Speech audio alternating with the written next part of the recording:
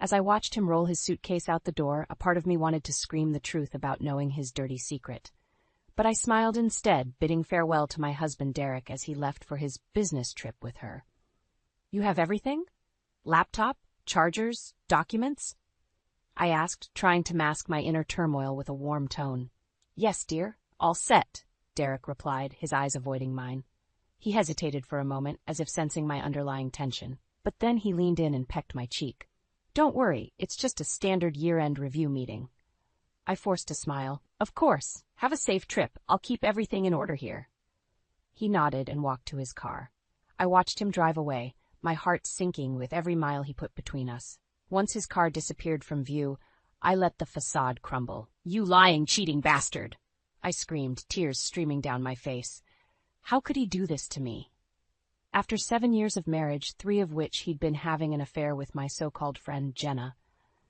The humiliation stung, but I vowed that karma would come for them both. I'd discovered their betrayal 3 months ago, quite by accident. Derek had left his phone unattended, and a text from Jenna Baby popped up with intimate details of their next tryst. My hands had trembled as I read the messages, each word a dagger in my heart. In that moment, I knew our marriage was over, but I couldn't confront him then, not without a plan. So I'd kept up appearances, smiling through the pain as I gathered evidence of their affair. Now, with Derek gone for a week, the stage was set.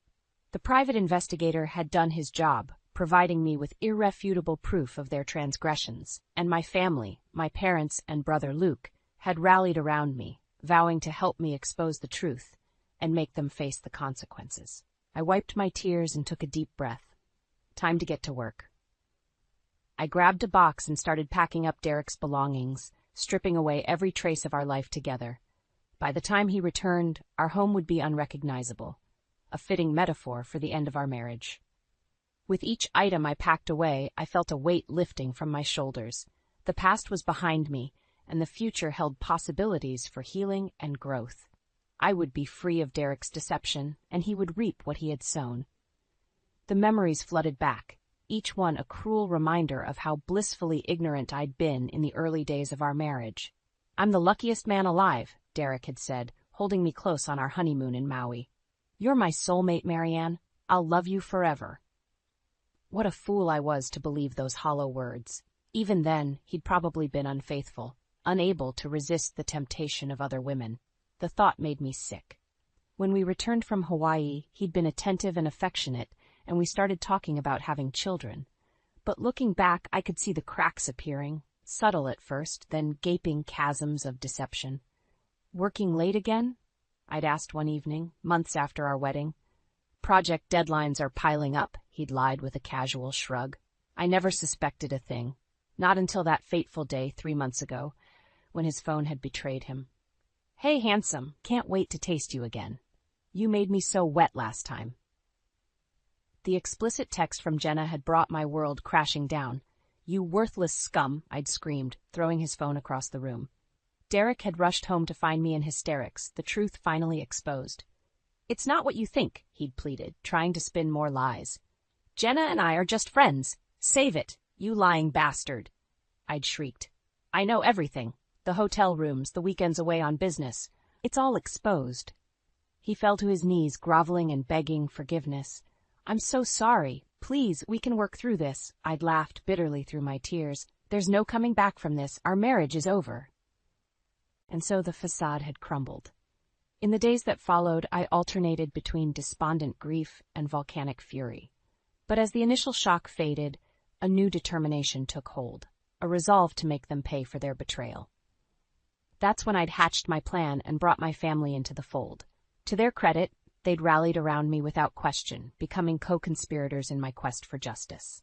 Now, here I was, dismantling the remnants of my old life while Derek was off gallivanting with that harlot. She'd pay too, I vowed silently.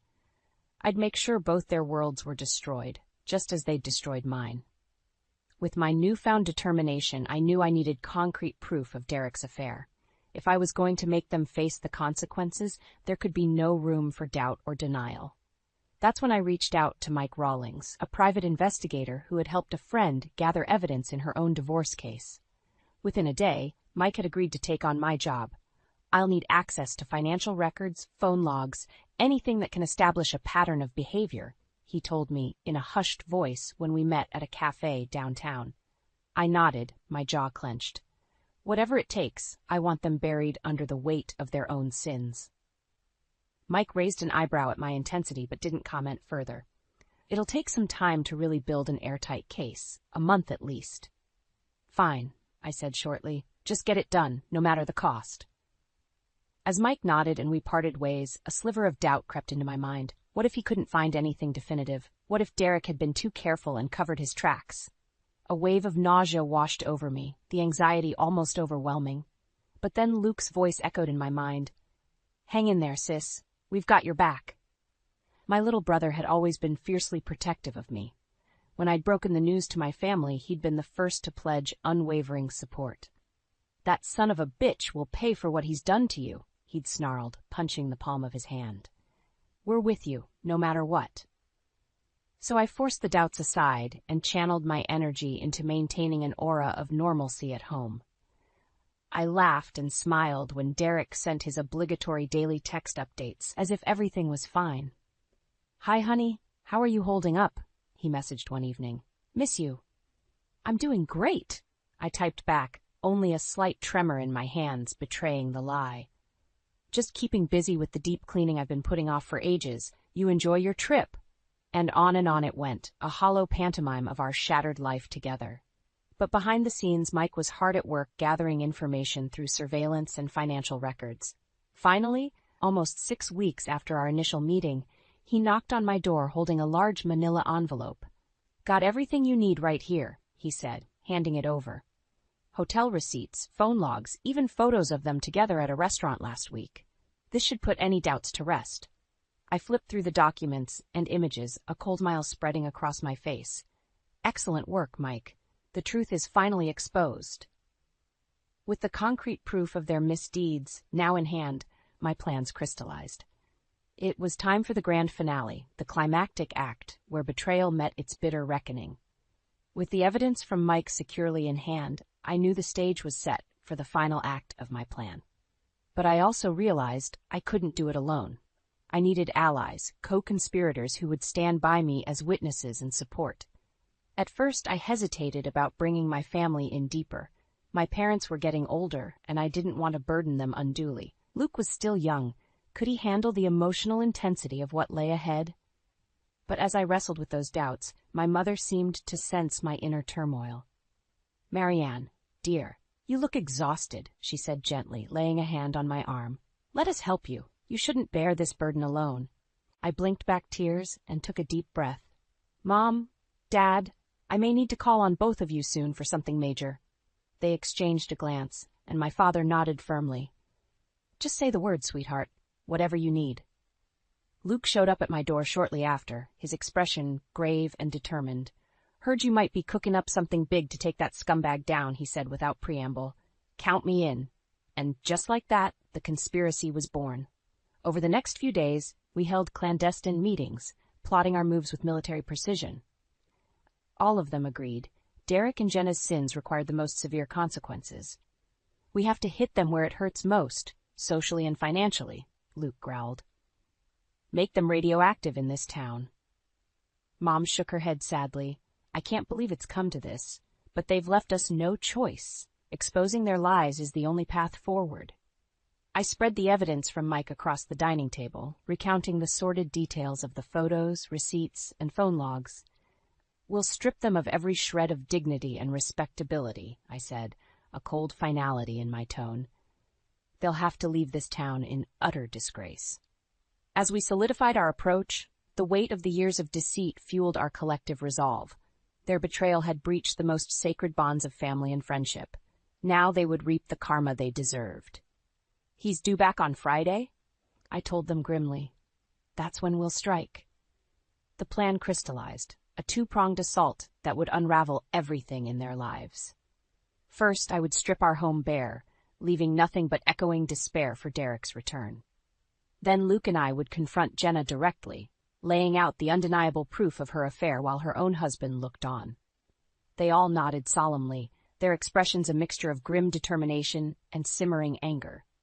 "It's going to be brutal," I warned. "Are you all sure about this?" Mom reached across the table and squeezed my hand. "We're family, dear, and we always protect our own." With the plan firmly in place and my family united behind me, a strange calm settled over me in the days leading up to Derek's return.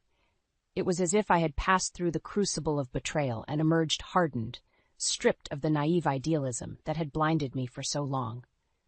I went about my preparations with cold that clinical efficiency. Every item of Derek's clothing, every framed photo of us together, every scrap of his existence in our home, I packed it all into boxes and hauled it down to the garage. By the time I was done, the house was an empty shell, echoing with the hollow remnants of our shattered life. "It looks like a museum exhibit on post-apocalyptic living," Luke commented dryly as he surveyed the barren rooms. I gave a bitter chuckle. "That's exactly the point. Everything has been destroyed." Mom looked around, a pained expression on her face. "This is so final. Are you sure there's no going back from this, Marianne?" I set my jaw grimly. "After everything he's done? Absolutely not. He chose this path, and now he has to face the consequences." My mother sighed heavily but didn't argue further. We all knew the depth of Derek's betrayal. There was no salvaging anything from the wreckage of our lives. The last step was preparing my final message for him, the ultimate reveal of everything I knew about his sordid affair. I gathered stacks of the evidence Mike had uncovered, photos of Derek and Jenna in intimate embraces, receipts for hotel rooms and business trips taken together, transcripts of their lurid text exchanges. I laid it all out on the kitchen counter, organizing it meticulously. Then I composed a simple letter. "Derek, if you're reading this, then you've already seen what I've done to our house, to every trace of our life together. It's over. But there's more. I know all about your affair with Jenna. Every sordid detail, every lie and betrayal. The proof is on the counter. I've also taken steps to ensure this evidence will be seen by others. Your colleagues at the bank, Jenna's family and friends, everyone. You reap what you sow. Enjoy the karma you've earned, you miserable bastard."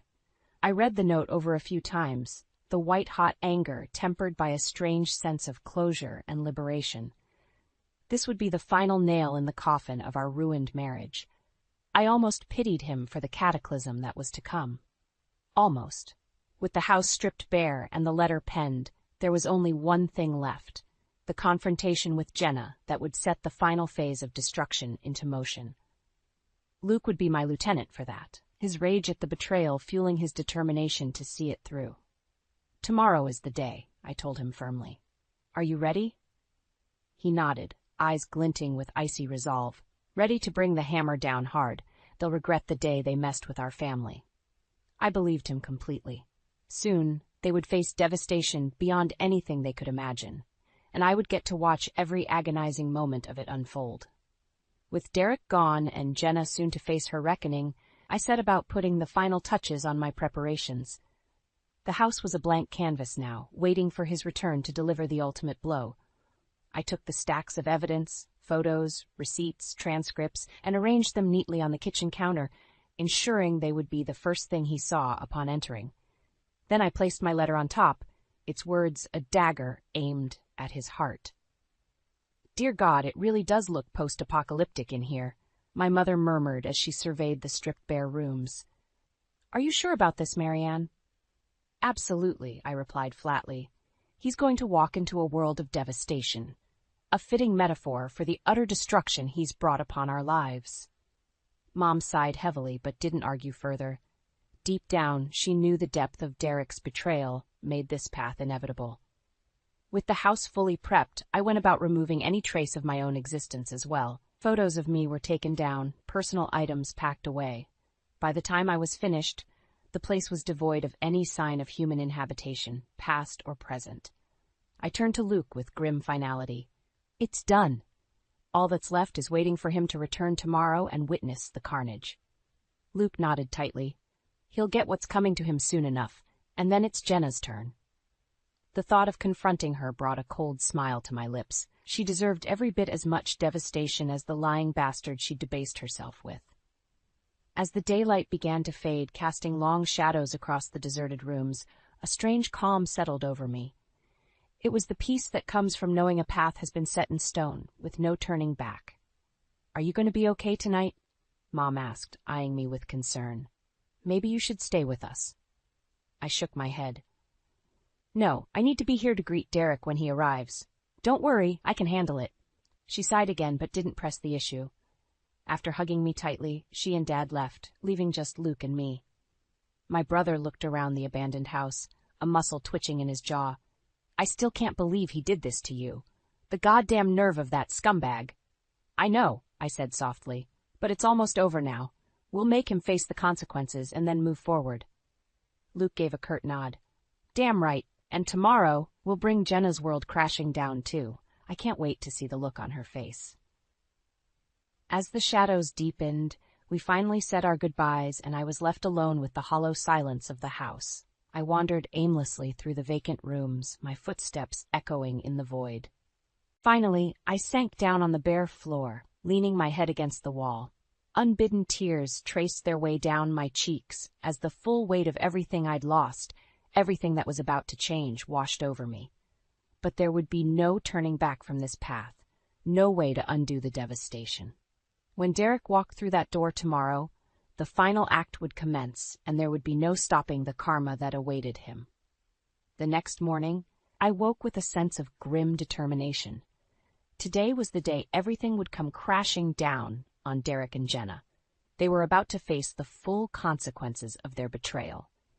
I showered and dressed methodically, going through the motions as if in a trance. All around me, the house remained an empty vessel, stripped of any hint of the life that had once filled it. Luke arrived right on schedule, his expression set in hard lines. "You ready for this, sis? No turning back now." "I'm ready," I said, my voice devoid of inflection.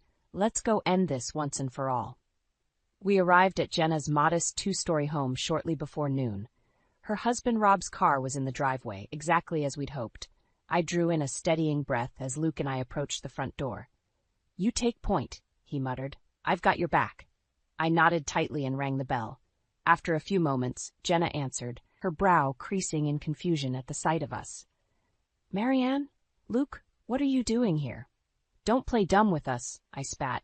"We know everything, Jenna, every filthy detail of your affair with my husband." Her eyes went wide with shock and fear. "What? I don't know what you're talking about."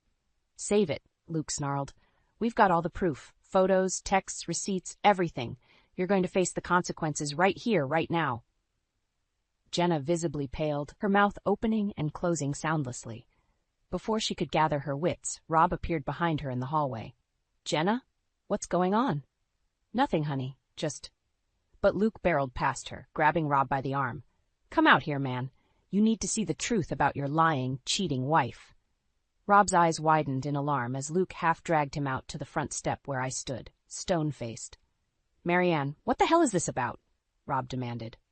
I simply reached into my handbag and pulled out a thick envelope, handing it to him wordlessly. He hesitated, then opened it, his face draining of color as he began flipping through the photos and documents inside. "Oh, God," he whispered hoarsely. It's all here." Jenna was openly crying now, watching in horror as her husband uncovered the undeniable proof of her infidelity, laid out in stark black and white. "Rob, baby, please let me explain." She began through her sobs, but he turned on her with a look of pure revulsion. "Explain what? How you screwed around with Marianne's husband for years behind my back? Jesus Christ, Jenna, how could you?" He sank down onto the front step, his head in his hands. Jenna hovered over him, alternating between desperate pleas and groveling apologies. I stared at her coldly, neither pity nor satisfaction in my gaze. "Do you see now, Jenna, the destruction your lies have wrought?" Her anguished gaze met mine. "Marianne, I'm so sorry. Please, you have to believe me." "Shut up," I said flatly. "There's nothing you can say that matters anymore. You made your choices and now you'll live with them.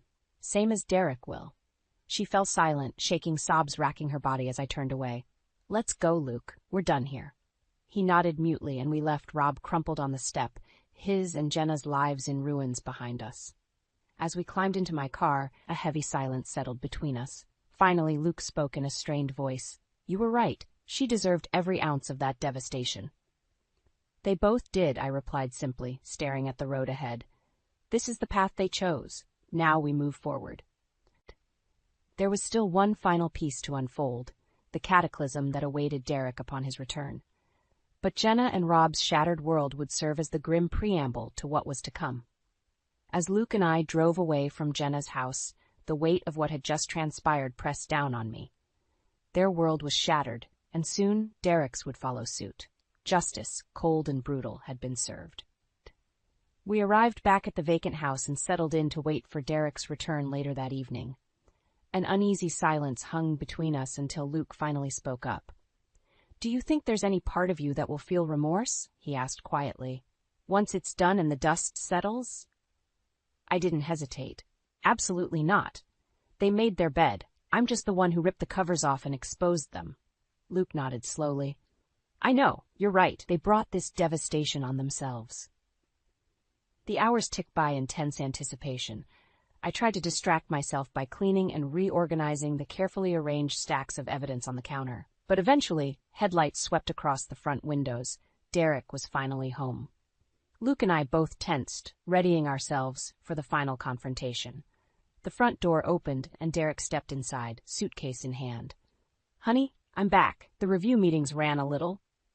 His words trailed off as he took in the barren, deserted house. What the hell is going on here? His eyes fell on the neatly arranged stacks of photos and documents on the kitchen counter. Slowly, his gaze lifted to meet mine. "Marianne," he began, his voice trembling, "what have you done? What does it look like?" I asked coldly.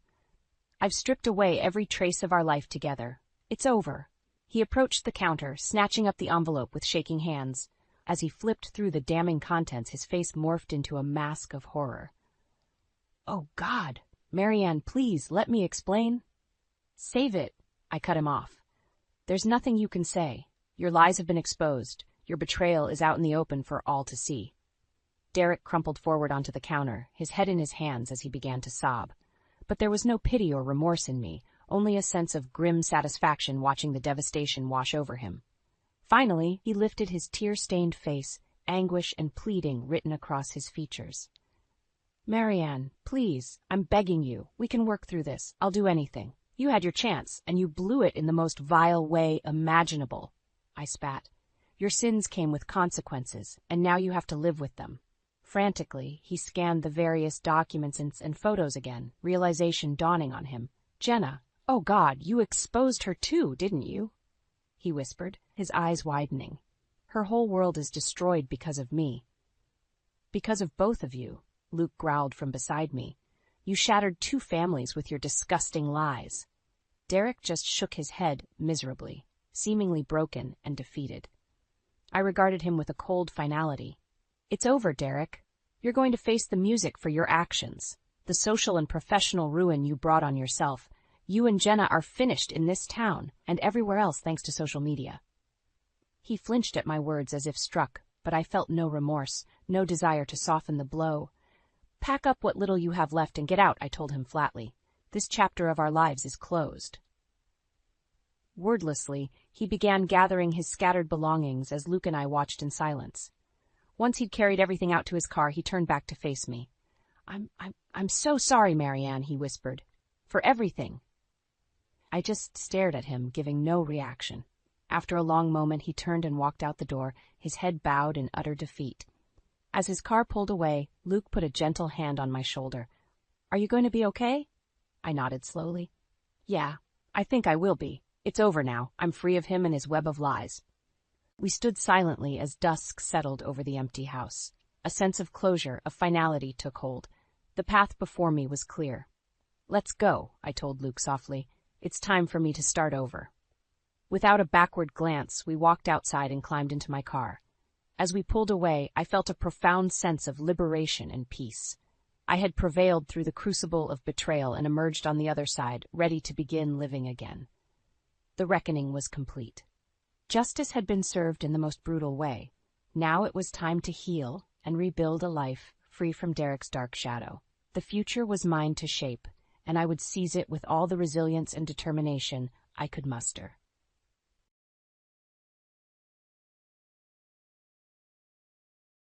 I'm all set for life, marrying into wealth. While you continue to struggle in your modest existence, Bob jeered with a smirk, throwing condescending words my way.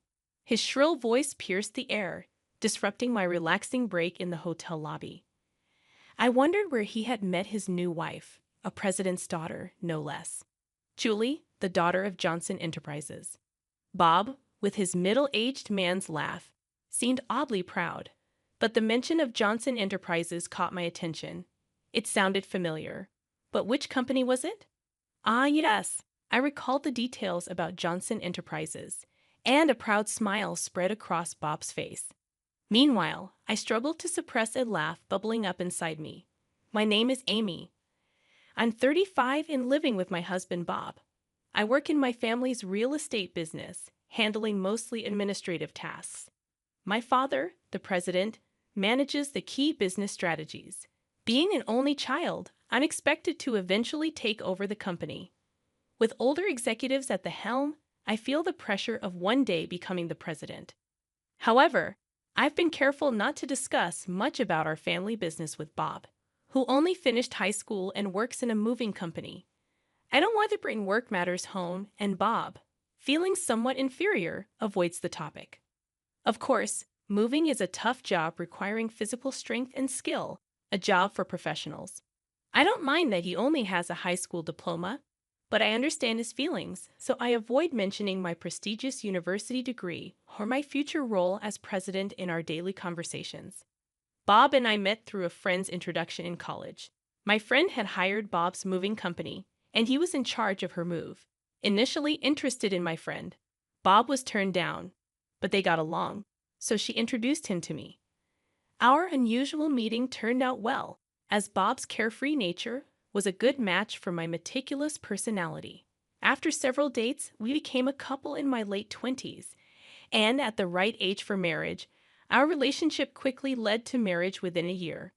Thus began my life as Bob's wife. Our married life started without any issues. Bob's parents were incredibly kind, always welcoming me with smiles during our visits. Considering the common mother-in-law issues among my friends, I felt lucky to have such a harmonious relationship with my in-laws. However, Bob's demanding job often kept him out until late, physically taxing and leaving him exhausted. Despite his fatigue, he never neglected our marital life. While appreciative, I often thought he didn't need to try so hard. Thanks for always waiting up for me. Bob would thank me for simply preparing dinner after his long workdays. I felt blessed to have such a wonderful husband, but our peaceful days began to waver a year into our marriage. Hey, why can't we have kids? One night as we got into bed, Bob casually brought up the subject, his tone slightly irritated. It took me by surprise. I had thought about having children too, and although we weren't actively trying, given our regular marital life, I believed it would happen in time. It's just bad timing. We've only been married a year, so it's not something to worry about yet. I reassured him. I definitely wanted children, but knew that rushing wouldn't help. To reassure Bob, I deliberately adopted a relaxed tone and said, "It's still okay, huh? Don't you know for couples not using contraception, there's about an 80% chance of conceiving within a year?" Bob, more forceful than usual, even quoted percentages, 80% within a year. Not well versed in pregnancy statistics, that number seemed incredibly high to me. Really? If you're that eager for kids, should we get tested together? I thought it best to identify and address any clear issues. I proposed that both of us undergo fertility tests, but Bob's response caught me off guard. What are you talking about? Are you implying it's my fault? Infertility issues are usually the woman's fault. There's no point in me getting tested. Bob's contemptuous tone, a first for him, stunned me. I hadn't accused him of being the cause. I simply suggested testing since we didn't know where the issue lay yet. However, Bob jumped to the conclusion that I was blaming him and added, "It's definitely the woman's fault," as if to say I was the problem. I wanted to say more, but I was shaking, barely able to reply. Of course, I managed to say, "So just you get tested. I'm too busy with work. I have a job too. You're just a placeholder office lady, right? Just coasting along in a company thanks to your dad's connections. I never just coast at my company. Sure, I do a lot of administrative work now, but I'm also learning management skills from my father for when I take over the company. I'm constantly trying to prove myself, and it's tough dealing with the higher-ups. Bob just doesn't understand my struggles. That night, it seemed pointless to argue with him. Any word I said was met with sharp retorts, and we went to sleep back to back in a heavy atmosphere. From that day on, Bob's attitude towards me changed completely. I'm home. What? Dinner's not ready yet? What time do you think it is? Can't have kids. Can't do housework. What a useless wife. One evening, after a late talk with my father about the future, I came home to find Bob berating me for not having dinner ready. I'm sorry, I just got home 10 minutes ago. I'll start cooking now. Just wait a little, please, I hurriedly explained. Bob muttered. That's typical of a small company's boss's daughter. He didn't know, but my father's real estate company was not small at all, with hundreds of employees. But I knew arguing this point was meaningless. I'll cook right away, have a drink, and wait. Bob loved his alcohol. It seemed to calm him down. Relying on alcohol to maintain our relationship felt sad. I hated being berated by him, but if alcohol could soothe him even a bit, then it was worth it. The next morning, Bob's mood hadn't improved. Make sure dinner's ready when I get home, he spat as he left. I sighed, thinking about my plans for the day. I had taken the day off to visit the gynecologist for fertility testing, as previously mentioned by Bob. Although I was the one who initially suggested the testing, the fact that only I was undergoing it while Bob refused was something I found hard to accept. But complaining wouldn't change anything. If the issue was with me, I needed to start infertility treatment promptly. Bob had been wanting kids, and I too hoped for a child soon. I knew fertility rates differ between the 20s and 30s, so sooner was better for treatment. The clinic was busier than expected, and I was called in for examination an hour after registration. After undergoing a physical examination and blood tests, I was told that the results would be available during my next visit. It would be a shock if the issue was with me, but I was prepared for any necessary steps, no matter the outcome. I resolved not to lose heart. Bob, I went for the fertility test today. When Bob came home from work, I informed him about the test. Figures. If the problem's with you, testing's the right thing to do. Let me know the results as soon as you get them, he said. Bob's belief that I was the cause of our infertility frustrated me. The fertility testing required much time and effort, and a bit of understanding from him would have been welcome. 5 years passed, and I turned 35. Though we continued our efforts to conceive, we remained childless, and Bob seemed to have given up on having a child with me. His late nights increased, and sometimes he didn't come home at all. When asked, he said he was out drinking with colleagues, then singing karaoke till morning. His behavior was more akin to a college student and deeply exasperated me. My work had become busier, and the thought of starting a family was pushed aside. But Bob's recent actions were too much. His lack of concern for our home life was clear.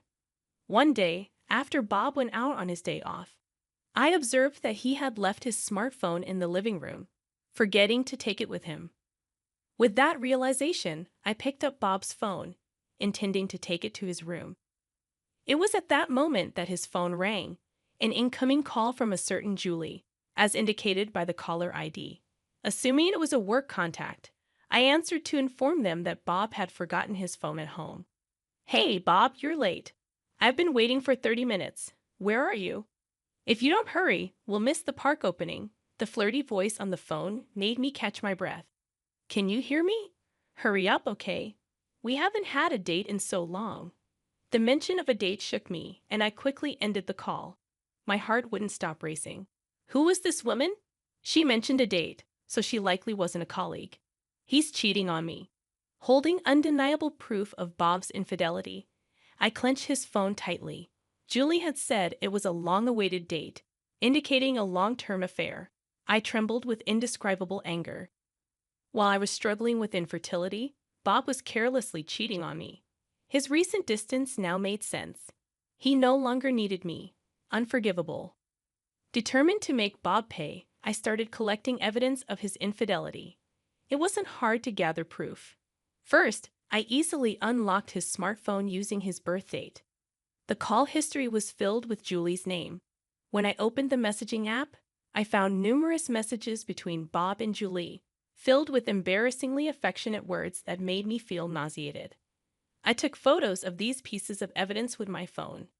After placing Bob's phone back in his room, I spent the day as if nothing had happened. After a month of a strange marriage, my father, the company president, summoned me to his office. "I have something important to discuss with you," he said gravely. Shocked by his words, I couldn't believe what I heard. "Is that true?" I asked. "Yes, so I'm counting on you." Disturbed, I returned to my office, barely concentrating on work. That evening, Bob suggested we separate. Having found evidence of his affair, I had been contemplating when to bring up divorce, but him initiating it saved me the hassle. "Yes, let's divorce." "Really?" Because I had readily accepted the divorce, Bob seemed surprised. Perhaps he was happy about being able to be with his mistress, a woman named Julie. His face was filled with an unmistakable joy that I found irritating. Despite my irritation with Bob's expression, I signed the divorce papers he offered. "I can file these tomorrow. I'll be leaving this house." "Okay. Are you sure about the mortgage?" I anticipated he would want me to leave, so I casually asked. "Oh yes, I'm fine." Bob's job was demanding but not high-paying. I doubted he could handle the mortgage alone. But since he initiated the divorce and was the one cheating, I felt no obligation to help. I packed and left the house 3 days later, moving back to my parents' house nearby. My parents initially seemed concerned when I told them about my divorce. But when I explained that Bob had cheated on me, they became furious. They repeatedly reassured me that it was the right decision to part ways with such a man. I threw myself into work, trying to forget about Bob. Before I realized it, a year had flown by. I was so engrossed in my work that I lost sight of everything else. It was astonishing. One day, while relaxing in the living room, my dad approached me. "Why don't you take a break and go on a trip? It's going to get busy starting next month." Guess he thought I'd been working too hard and needed a distraction. Indeed, I had been overwhelmed with various things lately and felt mentally exhausted.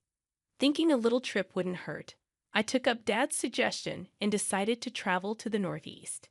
It was my first solo trip, and I was both nervous and excited. The air in the Northeast was crisp and seemed to cleanse my weary soul. Interacting with the locals who helped me navigate and chatting with the owner of a bar, I found everyone to be incredibly kind, which gradually healed my spirit.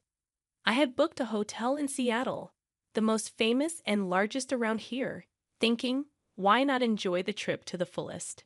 After checking in, I relaxed in the lobby with a welcome drink. The fatigue from the journey seemed to melt away, feeling utterly comfortable. Jokingly considering moving to Seattle, a familiar voice called out, "Ha! Hey, what are you doing here?" I spun around, startled by the unmistakable voice of my ex-husband, Bob, entering the lobby with 2 large suitcases and a young woman in her early 20s. She had flawless skin, bold makeup, and striking red nails, despite the chilly Northeast weather. Wearing a short skirt with bare legs, I stared at Bob and the woman in disbelief, unable to contain my curiosity. "Why are you here, and who is she?" I blurted out, even though I wasn't sure if I wanted to know. "Oh, let me introduce you.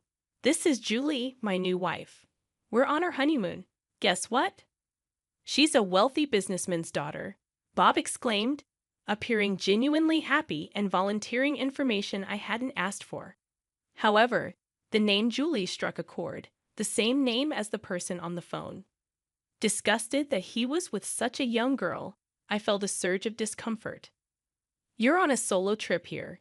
That's pathetic," Bob sneered, despite being the one who cheated and initiated our divorce.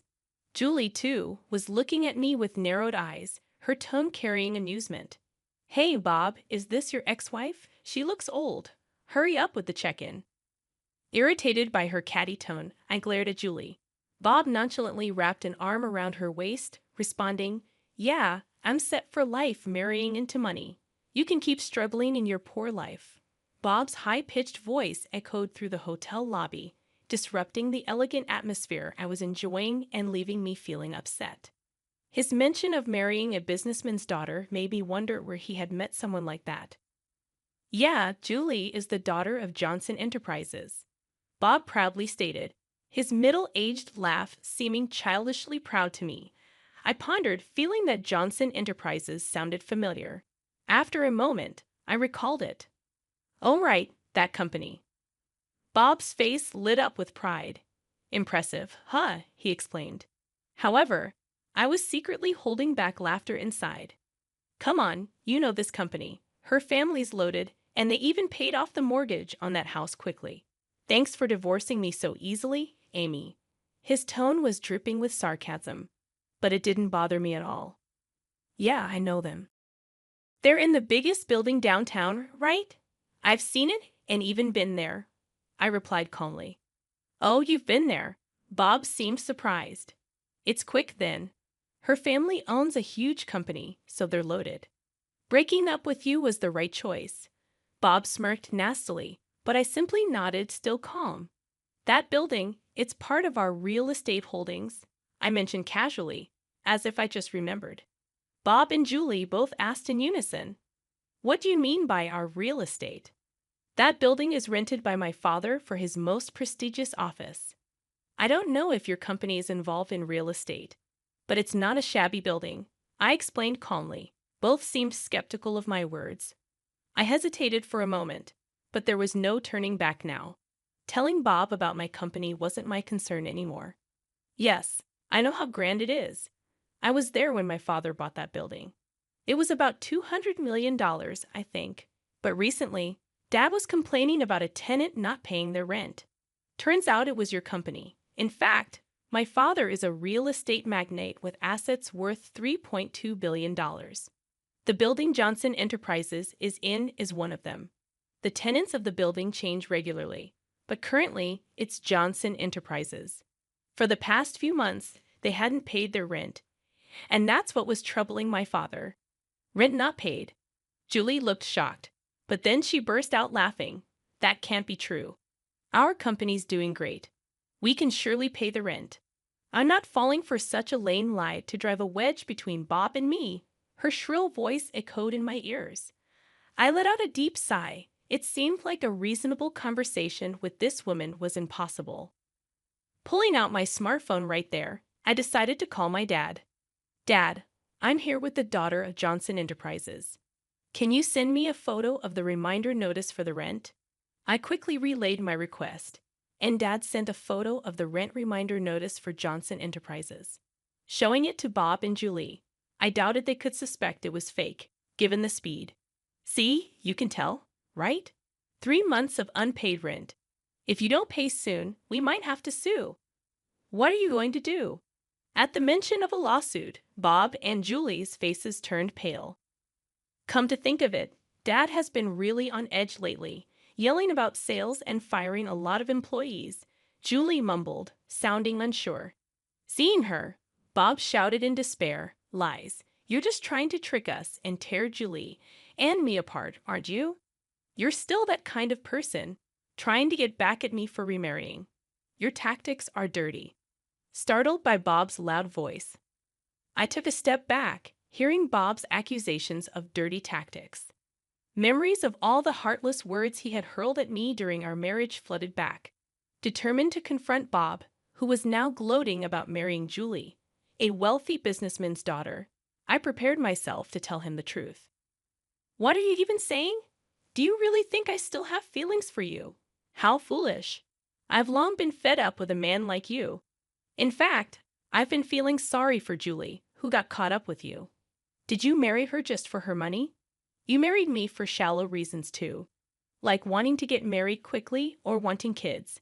And who was it that left me when he found out we couldn't have kids?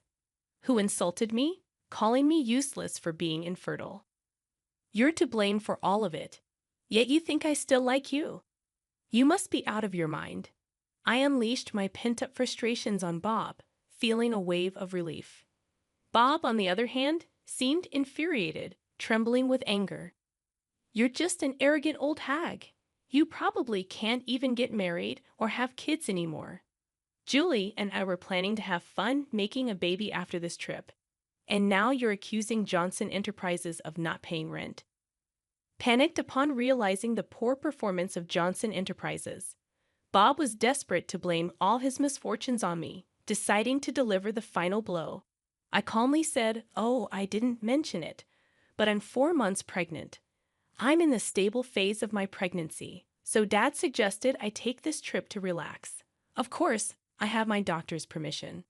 That's right. After divorcing Bob, I had found a new love. My boss at work and a subordinate of my father.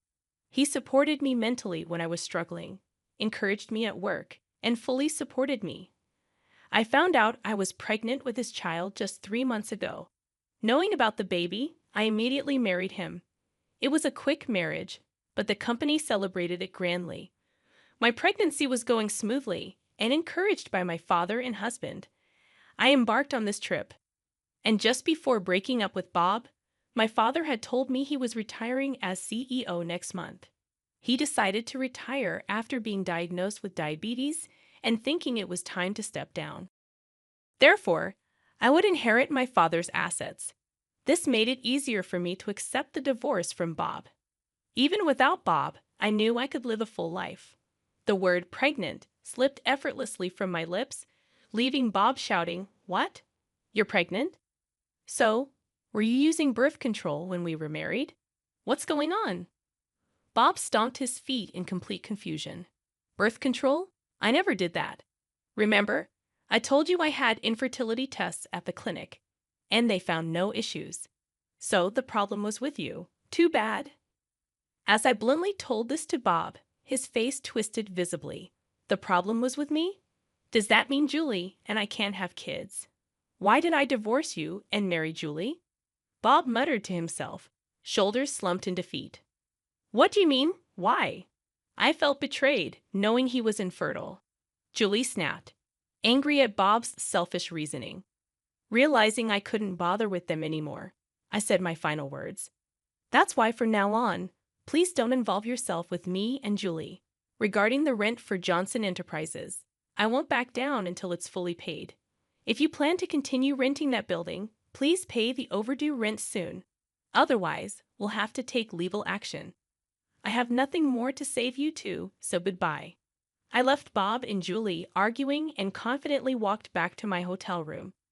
After returning from my trip, my husband greeted me with a smile, saying, "Welcome back. Sorry I couldn't help around the house. Was everything okay?" "Of course, it was fine. I'm glad you got to relax, Amy." "Thank you." My husband smiled warmly at me, and I felt a great sense of relief. Since marrying my current husband, I've been reassured every day, completely forgetting about Bob. Since that trip, I haven't met Bob. The following is what I heard through my father's contacts. After that incident, Bob and Julie's fights became incessant. Despite thinking he was marrying into wealth, Bob discovered Johnson Enterprises was in deep debt. Coincidentally, news was all over TV about a Johnson Enterprises employee embezzling millions of dollars from clients. Julie's father knew about the fraud, but tried to cover it up for the company's reputation. However, once the scandal became public, Johnson Enterprises' stock plummeted, having lost its credibility. The company saw a mass exodus of employees. In such a state, they couldn't possibly pay the rent. So my father was taking legal action against Johnson Enterprises. The future of the company looked bleak, entirely Johnson Enterprises' fault. Bob, having lost a fortune he thought was within his grasp, was furiously blaming everyone but himself. Thinking he could ride on the coattails of wealth was overly optimistic of Bob. Julie, realizing Bob was infertile, accused him of marriage fraud. Furthermore, after our hotel encounter, I had a lawyer demand compensation from Bob for his infidelity, leaving both him and Julie in debt. I heard that Bob and Julie ended up arguing every time they saw each other, and they finally got divorced recently. Then, unbelievably, Bob called me after divorcing Julie. "Amy, Please marry me again. I have debts. Other than the alimony, Julie made me buy everything she wanted and then left without paying a dime. You're the only one I can rely on. I'll do anything, anything for you. Please forgive me. Bob's pleas, sounding like a beggar, were so pitiful that they almost made me sick. His unchanged attitude of marrying for money was just appalling. No, I have no desire to be involved with you ever again. I'm going to be happy with my husband and our child, so please don't contact me again. Goodbye, I said calmly, and then immediately set his phone number to be blocked. That should stop any more absurd calls from Bob. Having lost his wife and money, Bob will likely live a lonely life now. Given his infertility, remarriage might be difficult for him. Moreover, it's hard to imagine someone falling for a person like Bob who mocks others so readily. All I could think was that he should at least try to repay his debts. I thought about it as if it were someone else's problem. As for me, I'm looking forward to my life with my husband and our soon-to-arrive baby. Both my work and personal life are more fulfilling than ever, and I'm savoring this unparalleled happiness.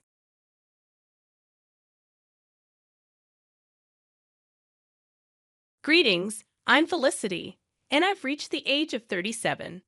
Allow me to recount an intriguing experience and how I swiftly handled it, as I'm not one to be deceived, contrary to many tales I've encountered. Surprisingly, I had a good relationship with my mother-in-law before everything unraveled. Our bond was smooth, filled with warmth, perfection, and mutual respect. My husband, Frank, was the love of my life, my partner in crime, and my best friend. From my perspective, everything seemed picture perfect.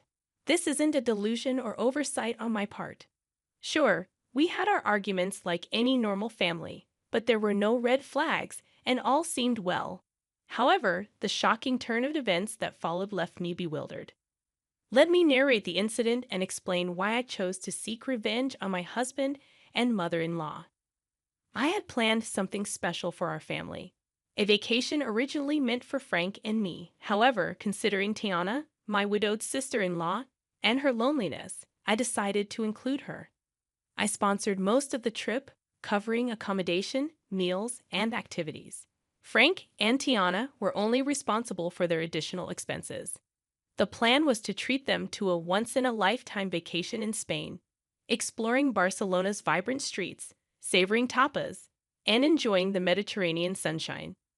The thought of creating lasting memories and strengthening our bond excited me. Little did I know that this grand adventure would lead to events that shook the foundation of trust and shattered the illusion of our perfect family. Backtracking to that fateful day, filled with hope and promise for our Spanish dreams, I stood in the living room holding plane tickets with a smile on my face. Gathering Frank and Tiana, I revealed the surprise. They exchanged puzzled glances, curiosity etched on their faces.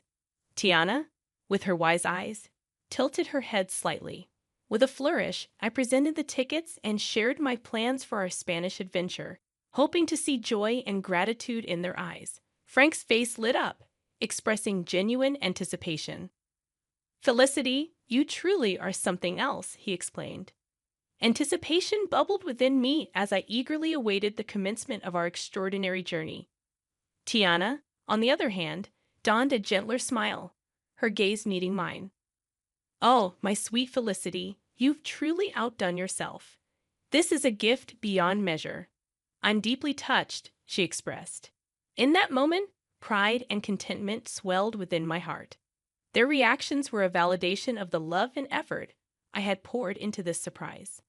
I had envisioned this vacation as the adhesive that would strengthen our bonds, creating unforgettable memories and fortifying the already seemingly unbreakable ties. However, as you might suspect, this tale takes a treacherous turn.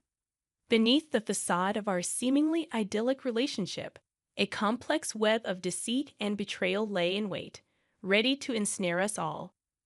When the truth unraveled, it would challenge the limits of forgiveness and test the very essence of family bonds.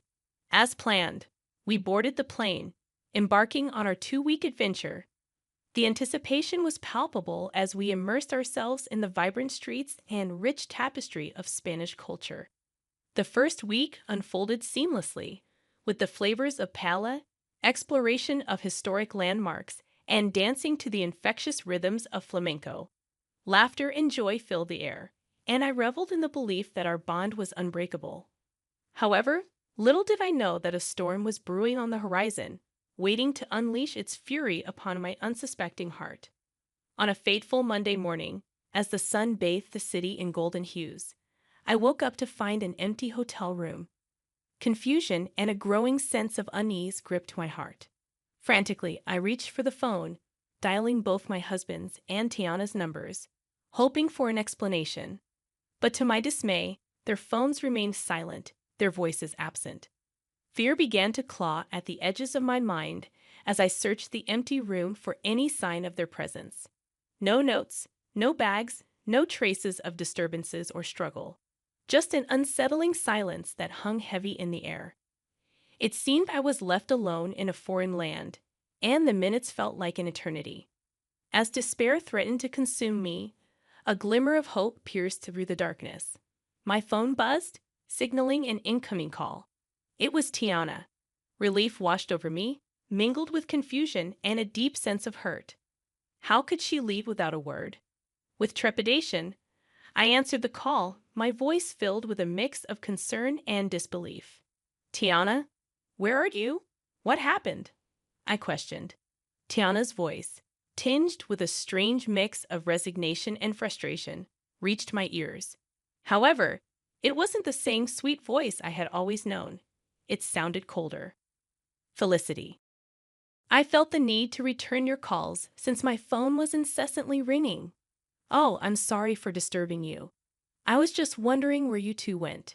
Your bags aren't here, and I was concerned that something bad had happened."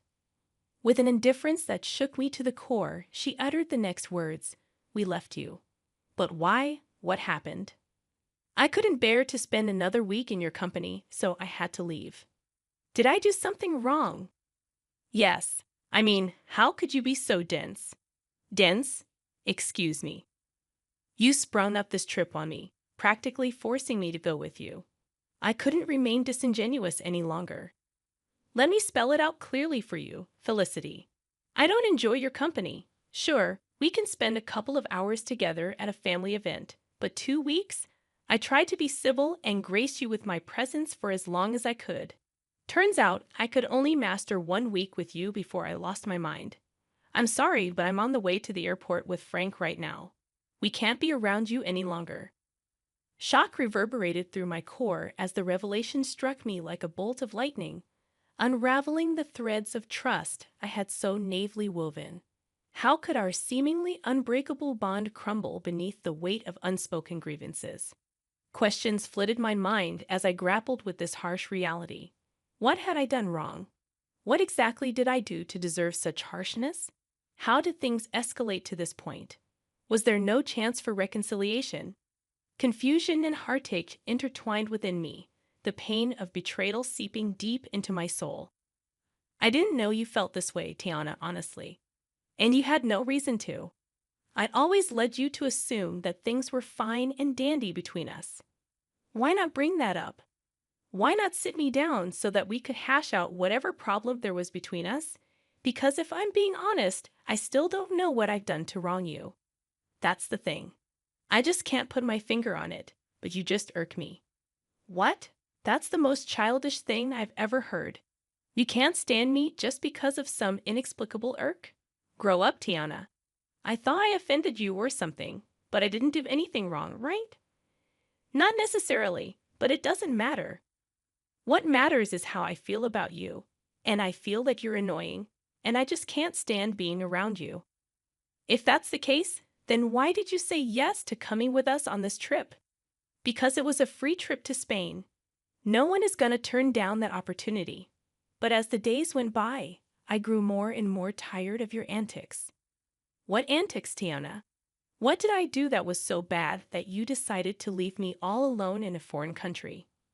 She failed to answer, and I grew more impatient with this impromptu disdain coming out of nowhere. I was shocked, hurt, confused, and angry.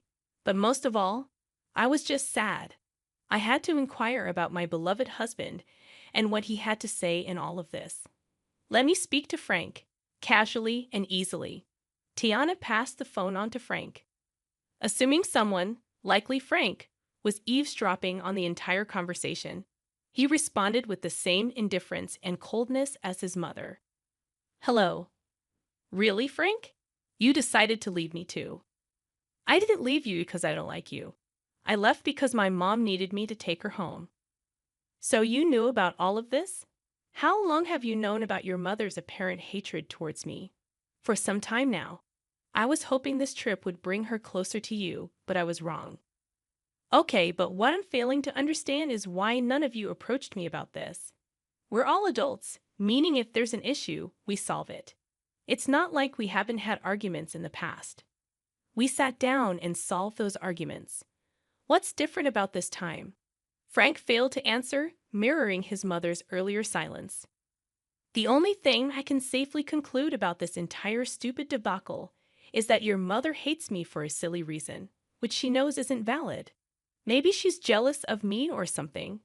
Maybe I have something she can't have. And she knows she can't speak up about it without sounding foolish. So she's beating around the bush. Am I correct in assuming that?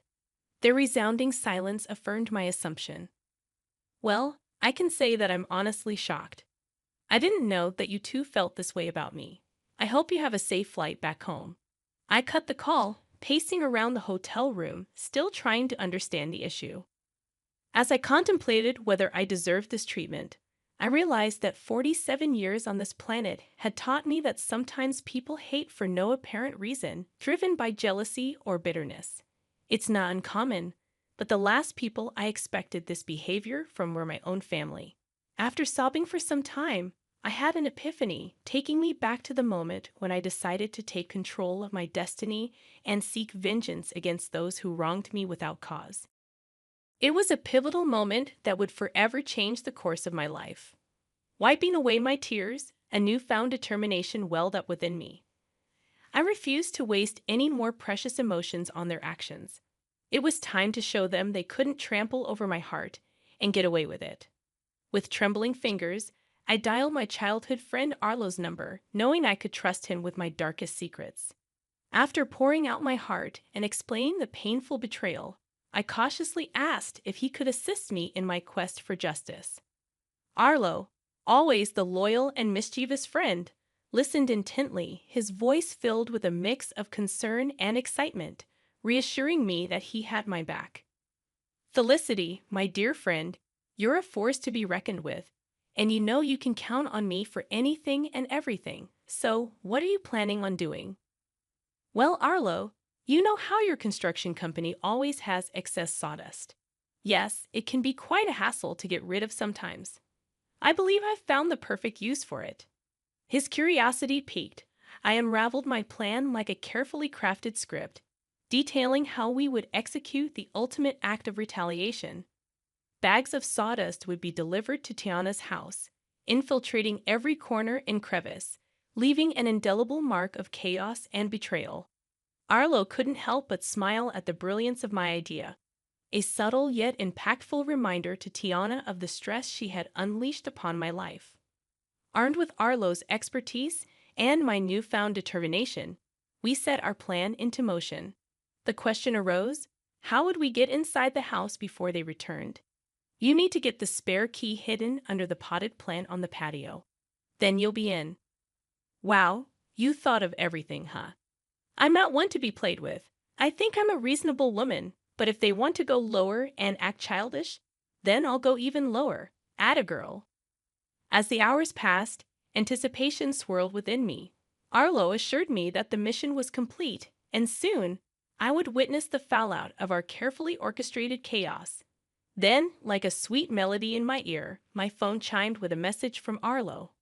I eagerly opened the pictures he had sent, revealing a sight to behold.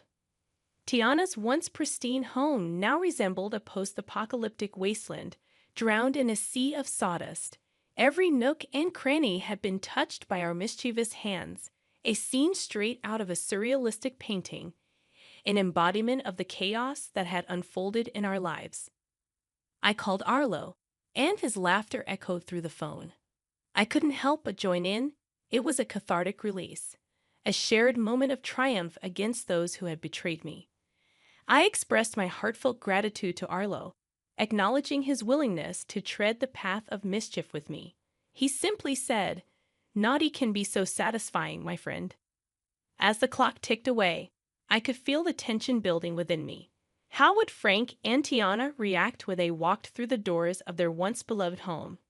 The anticipation was almost unbearable, a heady mix of nerves and vindication. I couldn't help but relish in the thought of their bewildered faces and disarrayed emotions. Hours later, my phone erupted with frantic energy. It was Frank, his voice laced with panic and disbelief as he described the chaotic scene that awaited them, the sawdust-covered house standing as a testament to their betrayal. My heart danced with wicked delight as I listened to his exasperated voice. At that moment, I knew that the message had been received loud and clear. Their actions had consequences, and the chaos they had sown had come back to haunt them. Felicity, it's just awful. Mom is in hysterics. I decided to reveal the part I played in this and said, "It serves both of you right. How could you leave me here alone without a valid reason, no less?" "Wake, Felicity, was this your doing?" The wailing and panic in the background stopped, and instead I approached Frank's phone. I heard my mother-in-law say, "Give me that," before shouting in my ear, "How could you do this to us?" To me. "I have no idea what you're talking about. Have you considered that this is just your karma?" "Oh, come on, Felicity. We all know it was you. Who else would have access to my home?" "It's very easy to break into someone's home nowadays, Tiana, especially if you don't have any security cameras installed, which, by the way, you should seriously consider doing to prevent things like this from happening again. Honestly, Felicity, how can you do this to us? When are we supposed to sleep? This sawdust is making my lungs ache." "Oh, that's right. You probably forgot to get the keys to my house, huh? Well, that's a shame. I'm guessing you two are going to have to stay in yet another hotel. But for how long? Until I decide to come back from my vacation, I guess. I mean, I paid for 2 weeks after all, and who knows, I might feel greedy and decide to extend my stay." Frank then took the phone from Tiana, and she began to bawl once again, mourning her ruined furniture. "Felicity, this was foul. How could you do this? I don't know why you're assuming that I had anything to do with this. I mean, how could I? I'm currently relaxing in the hotel jacuzzi. How could I have done this?" I held back my laughter as the two of them were clearly confused as to what had happened, even though they suspected I had something to do with it, which I obviously did. But they didn't have any solid proof, so I basked in all the glory of knowing that they were frustrated but had nowhere to direct their anger. As I bid Frank farewell on the phone, a sense of contentment washed over me. I had taken control of my narrative, leaving them to grapple with the consequences of their actions. I know what I did was quite foul and even quite dangerous considering how old Tiana is. I mean, spending even a night in that house could lead to serious health consequences. But I knew that they wouldn't dare to dream of staying there. It was too sabotaged to be habitable. They just had to rely on staying in a hotel for a little bit longer because I didn't want my money to go to waste. I stayed that extra week in Spain, enjoying the culture as I intended, while my husband and my mother-in-law were undoubtedly worried, trying to find a cleaning company that would take on such a daunting task. I didn't know how long it would take to get the house professionally cleaned, but I knew that in the meantime, my mother-in-law would have to stay with us in my home. And I knew that she would just be irritated the whole time since she apparently can't stand my company. This should serve as a reminder to some of you that some people need to learn the hard way.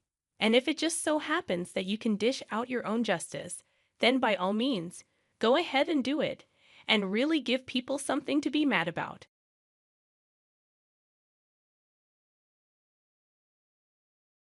I had envisioned a life in this house, just my mother and me, until my husband Todd unexpectedly announced otherwise. The surprise left me in disbelief as he declared, "I'll handle all the monthly expenses, so I need you to leave," firmly raising her voice. I was taken aback and bewildered by their sudden decision. The motives behind their actions only became clearer when my mother-in-law completed the condominium contractor's name change. My name is Summer, and at 34 years old, I lead a busy life. My father, who ran a small-town workshop, bestowed this name upon me due to my birth during the summer season. While it may seem basic, it carries my late father's deep love. His polishing skills were renowned in the industry, and despite tough times, I cherished the moments playing in the workshop as a child. However, the workshop faced financial difficulties, leading to my father's tragic end in the back of the shop during my elementary school years. To shield me, my mother and I left town to start a discreet life elsewhere. Unfortunately, the years of hardship took a toll on my mother's health, and she passed away during my high school years. Despite the despair, I channeled the courage to face life head-on, driven by an inner passion to showcase my father's skills to future generations. Working tirelessly, I managed to graduate high school with scholarship support, juggling numerous part-time jobs to afford daily expenses while studying engineering at the local public university. During my university days, I encountered Todd, a friendly young man who recognized and admired my skills. Unlike many others, he never looked down on me for being a woman, fueling my determination. After graduating, we began living together, sharing our lives. Todd efficiently managed household chores, providing immense support, especially on busy workdays. 6 years later, at 28, I contemplated reviving my father's small-town workshop, with Todd wholeheartedly supporting my dream. As we discussed the possibility of marriage frequently over these 6 years, my lifelong dream seemed poised to become a reality. However, my primary focus was on rebuilding my father's workshop before considering marriage. Todd respected this wish and patiently waited. To raise funds, I opted for crowdfunding, leveraging my position as a female engineer. I incorporated the uniqueness of my story into the advertising campaign, aligning with the societal shift towards increased support for women. Carefully planning and persistently securing funding and the right personnel, after 4 years of effort, I successfully revived the town workshop. Mindful of the financial struggles the old workshop faced, I introduced state-of-the-art equipment and gave the factory a modern and sophisticated design. By establishing facilities and systems conducive to women, I aimed to create a workplace that was both productive and female-friendly. These efforts quickly elevated the workshop's status to top tier within the industry. While some might perceive my success as luck, it was, in fact, the result of numerous challenges and tireless efforts. Todd, my university partner, knew this best. However, Todd's career faced challenges, and while his colleagues progressed, he remained a rank-and-file employee. Growing frustrated, he started expressing his dissatisfaction, saying coldly, "You're really lucky to have succeeded. There must be someone better for you than me, right?" I repeatedly reassured him that my success wouldn't have been possible without his unwavering support. I genuinely believed his involvement in my life and career was indispensable. To express my deep gratitude and love, I proposed marriage. I valued his special presence, pure and warm-hearted sensitivity, bringing happiness to my everyday life.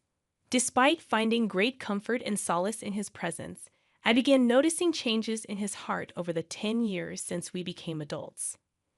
My hope was to dispel his insecurities through marriage.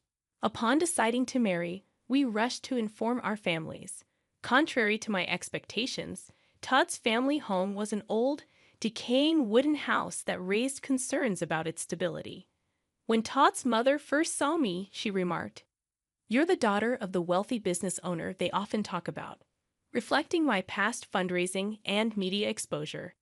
In the pursuit of success, I had emphasized the importance of first impressions, but the reality of Todd's family background differed from my expectations. I dedicated considerable time and effort to my attire and appearance, aiming for a suitable impression. However, from my mother-in-law's perspective, my outfit might have appeared flashy and excessive. She started speaking in a sarcastic tone, implying that I owed my appearance to Todd's assistance. Despite feeling grateful, I sensed tension as I entered their quite old house. Todd seemed to have something on his mind, but remained silent. His father, in tattered clothes and with a restless demeanor, reflected the atmosphere of the home. Apologizing for the state of their house, he acknowledged its issues and conveyed that it might differ from the appearance of a wealthy household. Trying to calm myself, I internally took several deep breaths. Each time I made a casual remark, Todd's parents responded with comments about how rich people have different ways of thinking and values than common people like us, making genuine conversation difficult. Back at home, I asked Todd about his parents' views on wealth, and he shared surprising facts. Since childhood, he was taught that fancy apartment buildings were probably built on wrongdoing, and wealthy people engaged in shady dealings. They were believed to lack understanding of others' feelings or hardships, and Todd was advised to avoid befriending children from wealthy families. Although I hadn't grown up in a wealthy family myself, I found it intriguing to understand the roots of his parents' strong feelings. Even afterward, Todd's parents disapproved of our relationship. His mother often expressed concern about me making him do too much, while his father advised him not to let married life be completely dominated by his wife. These sentiments seemed to contribute to Todd's declining self-esteem. Behind my successful career was a desire to fulfill my late father's dream, not a wish to look down on others or use them. Despite Todd previously discussing this with his parents, my social success left a lasting impression on them. Attempting to improve our relationship, I communicated and tried to understand them multiple times. However, no matter how much goodwill I showed, Todd's father approached me with bias, saying, "This is how rich people think." Their reactions gradually closed off my heart. Meanwhile, as Todd visited his family more frequently due to his father's deteriorating health, we started distancing ourselves, even though we were married and living together. About 2 years later, he suddenly announced that he had decided to quit his job because he was too busy with things at home. I was infuriated that Todd made such a significant decision without discussing it with me first. At that point, our relationship had deteriorated into a mere formality, lacking meaningful and sincere communication. He claimed to be busy with housework, but in reality, he frequently visited casinos and racetracks. When I confronted him about his actions, Todd dismissively suggested hiring a professional housekeeper, stating that he wasn't my servant, and we had enough money to cover the expense. His words left me deeply shocked and at a loss for a response. Around that time, Todd's father's health worsened, and he passed away. 2 months after receiving this news, my mother-in-law and Todd visited my house, and he unexpectedly declared, "I plan to live in this house with my mother, just the two of us." Taken aback by this sudden statement, I stood there speechless. Todd went on to say, "I will pay the monthly rent, so I want you to leave." Shocked by this demand, I could only ask, "Wait a minute, are you really able to pay the rent, Todd?" Instead of a reasonable response, my mother-in-law yelled at me, expressing her anger and stating that she couldn't forgive me for belittling them. Todd, dissatisfied, sighed deeply, proclaiming that he wouldn't tolerate being bossed around anymore and intended to live life on his terms. Surprised by their intense attitude, I momentarily lost my words. Reflecting on their past actions and words, I realized that dealing with them would be extremely challenging. I responded firmly, "I understand.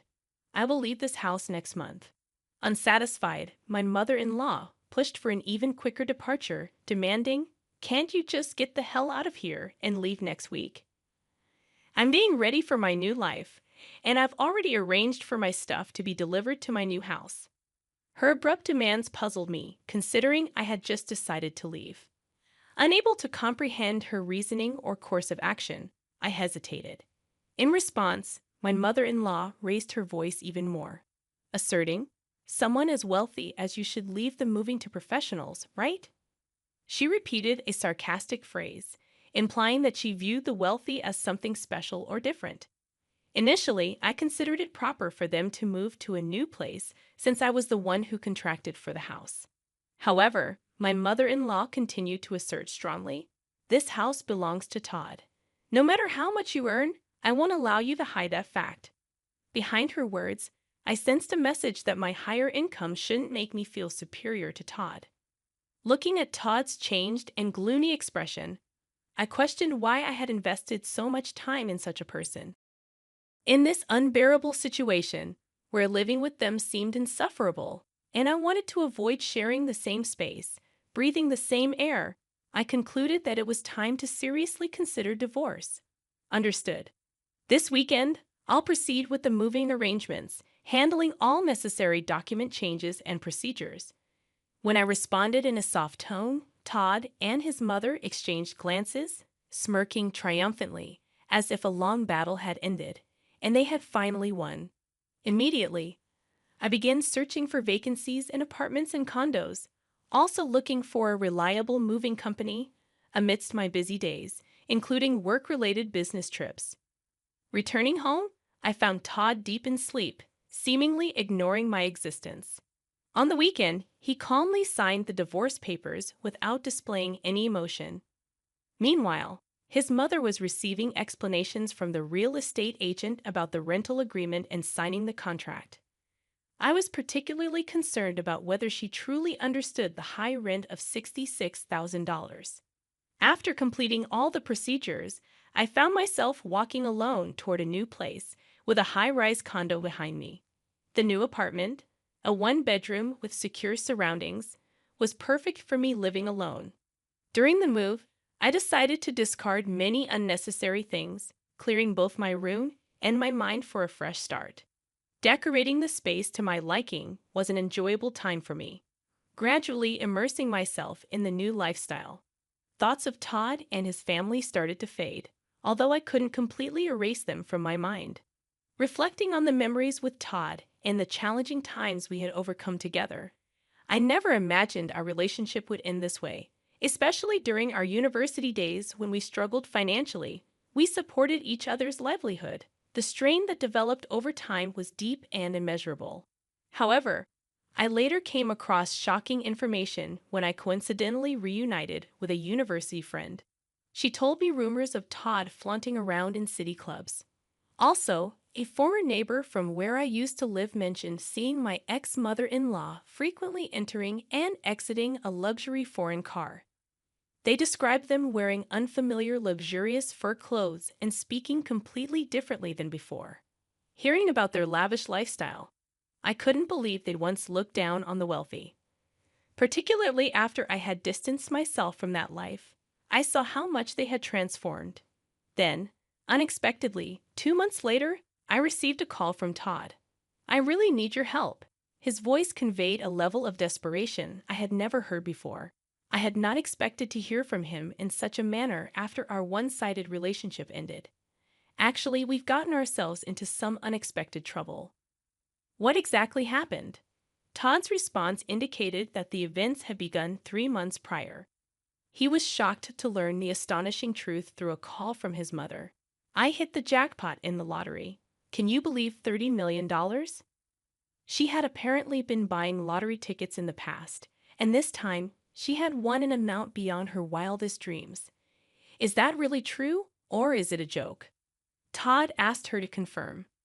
After checking the lottery numbers multiple times herself, the ex-mother-in-law assured, "There's no mistake. I've checked it over and over. We are so unbelievably rich now.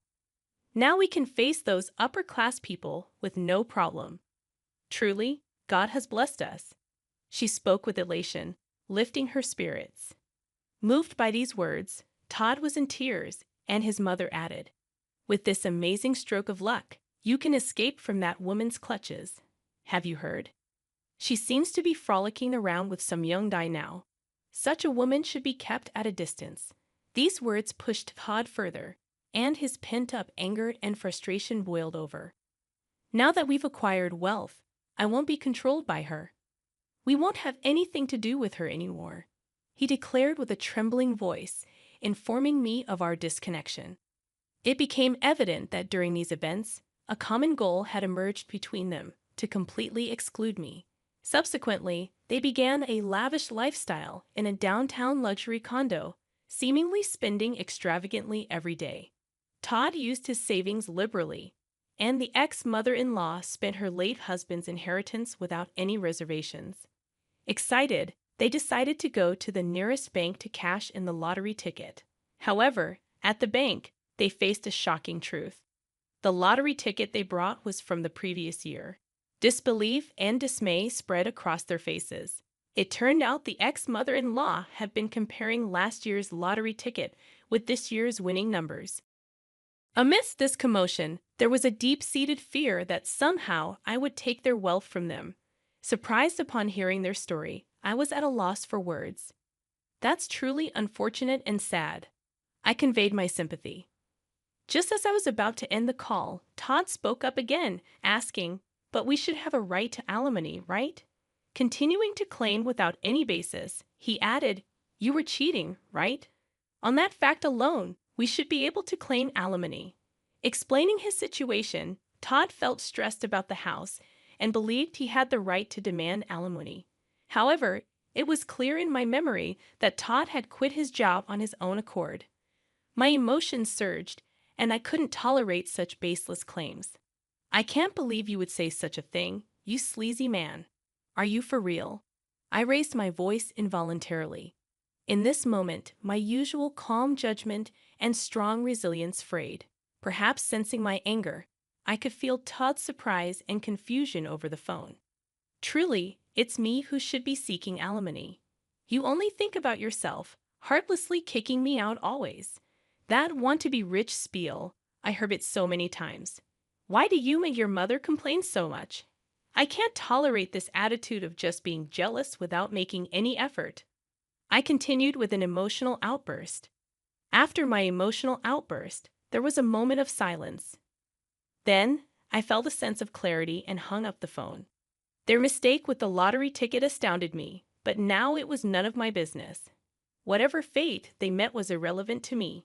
Days later, as I walked in front of my factory, I saw my ex-mother-in-law in a visibly deplorable state. She appeared before me and began to prostrate. "Please help me. We can't afford to return the $66,000. Please come back and be a part of our family again." That should have been clearly written in the documents. Why didn't you check them thoroughly? Didn't you understand how serious it all was? "And about that lottery ticket," I murmured slowly, choosing my words carefully. "Will you truly abandon a mother and child struck by such misfortune?" After a pause, I shook my head calmly and said, "I believe that luck, in many cases, is something you forge for yourself despite hardships. I have strived to carve out my own destiny. How much of that mindset did you have?" My words left her with a surprised and somewhat regretful expression. Struggling to find a response, I walked past her and started walking in the direction of the building. After a short walk, I turned around to find my former mother-in-law still standing there. But I never looked back again and kept walking, focused on the path ahead. As expected, Todd and his mother were eventually evicted from the luxury condo. They chose an old wooden shack as their new dwelling, having spent all their savings. Now they spend their days working various part-time jobs to support themselves and save for the future. Over the following years, I dedicated myself to my work, and my factory grew far beyond its original small-town scale. I secured funds to purchase a larger plot of land nearby and established a new state-of-the-art factory there. This newly built facility was designed with the comfort of the entire family in mind, complete with maternity leave and childcare facilities for employees. Although my parents were not able to witness this success in person, every time I see a smiling couple with their children visiting the factory, I remember myself as a child and feel a deep sense of relief and happiness at the sight of them.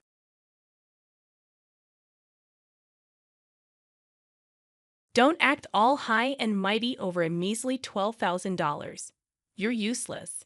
Try cutting off your financial support and see if I care.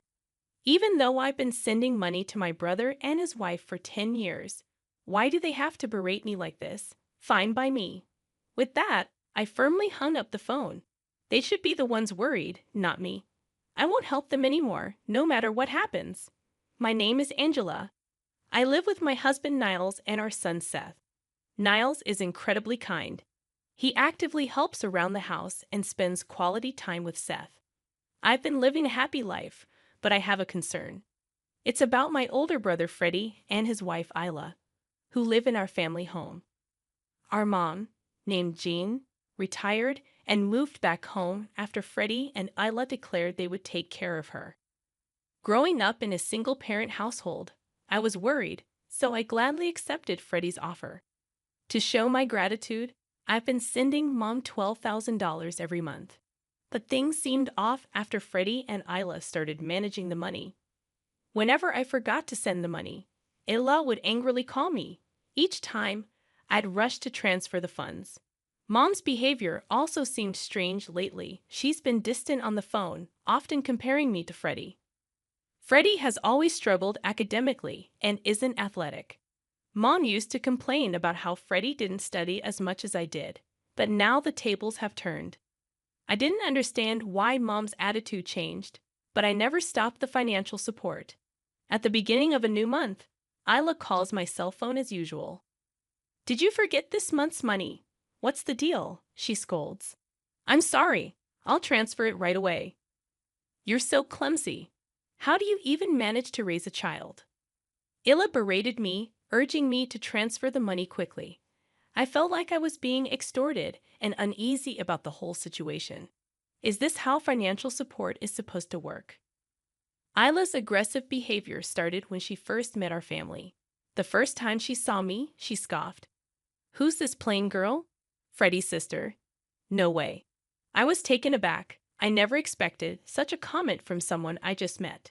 Mom defended me, and I remember that clearly. Isla's attire was a miniskirt and a flashy leopard print jacket. "Isn't it inappropriate to wear that to meet your fiance's family?" I thought so, but I didn't say anything.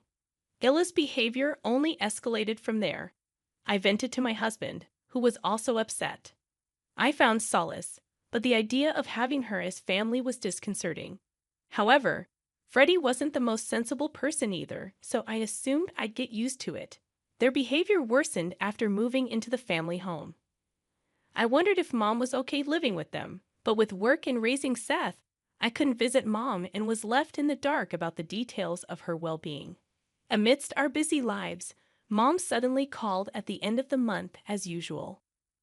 I had just dropped my son off at the child care center and was about to head to work when I received a phone call from her. "What's wrong?" I asked, but Mom sounded furious. When I asked her to explain, she said something outrageous. "Where's this month's money?" I was shocked. I had already sent the money at the beginning of the month. I told her I transferred it to Freddie's account, but she angrily claimed she hadn't received it. Surprised, I asked her to check again, but she wouldn't listen. "You've become so irresponsible after all I did to raise you. Right now, you're sending less money. You're so ungrateful." I did send the $12,000. Enough excuses. Send the $12,000 now. If I don't get it next month, I'll cut ties with you. Learn from Freddie. He always sends $500 on time. Why am I expected to send $1.02 to 000 when Freddie only sends $500? Angry, I yelled back that I did send the money and hung up. It might have been a bit childish, but I wanted to be clear about the money. If Mom's going to unfairly scold me again next month, I need to check in with my brother. There's a chance his wife is up to something. Determined, I headed to work, my footsteps echoing with frustration. The next month, as usual, I got a call from my sister-in-law. "Did you forget this month? I always tell you to transfer at the beginning of the month, don't I?" I asked her about Mom's behavior last month, to which she responded, "Oh, she might have been a bit upset, but I leave everything about Mom to Freddie. If you're concerned, ask him. More importantly, make sure you transfer the $1.02 to 000. Got it?" She hung up without waiting for an answer. Taking her advice, I decided to contact my brother. "Hey, I wanted to talk about Mom," I said. He responded with annoyance. What now? I told him about the angry call from Mom last month and how she was upset about not receiving the money. To my shock, he said, "We're struggling too. Since moving back home, we decided to give Mom $500 from your $12,000 and $500 from my salary. We used the rest this month. We had some extra expenses, so we used all of your $1.02 to 000. I was stunned. I couldn't fathom that my money was being used by my brother instead of Mom. Filled with anger, I confronted him, but he skillfully dodged my questions, leaving me feeling helpless. I hung up, contemplating whether I should inform Mom about the situation. Calling her, I relayed everything my brother had said, but she refused to listen. "You're just making excuses. You probably didn't send the money this month either. I sacrificed so much for you, and this is how you repay me," Mom said, tears streaming down her face. Feeling helpless, I asked Mom to switch to a video call to prove that I had properly transferred $12,000. Mom hesitated but eventually switched to a video call. I displayed my bank card with the transaction history, hoping she would understand. However, Mom remained skeptical. "You probably faked this. I heard on the news that it's easy to make these things now. Just pay this month's amount, and we'll talk after that," she insisted. I transferred the $12,000, hoping that it would resolve the issue. Mom, acting high and mighty, demanded to see my brother's bank card as well before hanging up. Trusting Mom and my brother, I transferred the money for the current month, believing that she would realize I was right. However, a few days later, I received another angry call from Mom. Confused, I waited for her to explain. She angrily claimed that she hadn't received the money for this month and was struggling to make ends meet. I insisted that I transferred the money on the day I called her and suggested checking with my brother. When I called my brother, he responded gruffly, claiming that Isla had the bank card, and it was none of my business how they used the money. Frustrated, I contacted my sister-in-law, who nervously laughed and admitted, "Oops, got caught. I saw the transfer from you and immediately withdrew the $12,000 to buy a designer bag. I plan to repay it soon, but I work part-time and haven't received my paycheck yet." I was incredulous. That money was intended for Mom, not for their leisure. Angrily, I demanded she return the $12,000. However, my sister-in-law snapped back, "Don't act all high and mighty over just $1.02 to 000. You're useless. You're a full-time worker. You must have more money. Just transfer another $1.02 to 000. I was furious. I couldn't believe my money was being used like this. That weekend, I went straight to my parents' house, and my brother and sister-in-law seemed surprised by my sudden visit. Mom welcomed me in, asking if I brought the money. I stated that I had transferred the money and wanted to confirm it, intending to see my brother's bank card. When I confronted my sister-in-law, she made a disgusted face. "Ila, you have the bank card, right? Show it to me." "Why should I show it to you?" "Because I transferred $12,000 to my brother's account," I insisted. However, she refused to show me. "You said you'd return it, right? You've received your paycheck by now, haven't you?" When I glared at her, she tried to dodge the question. "You're trying to blame me for not transferring, aren't you? I've transferred it properly." As we argued, Mom shouted in anger, "Angela, enough. I thought you brought the money. Ila would never misuse it." She pushed me towards the door.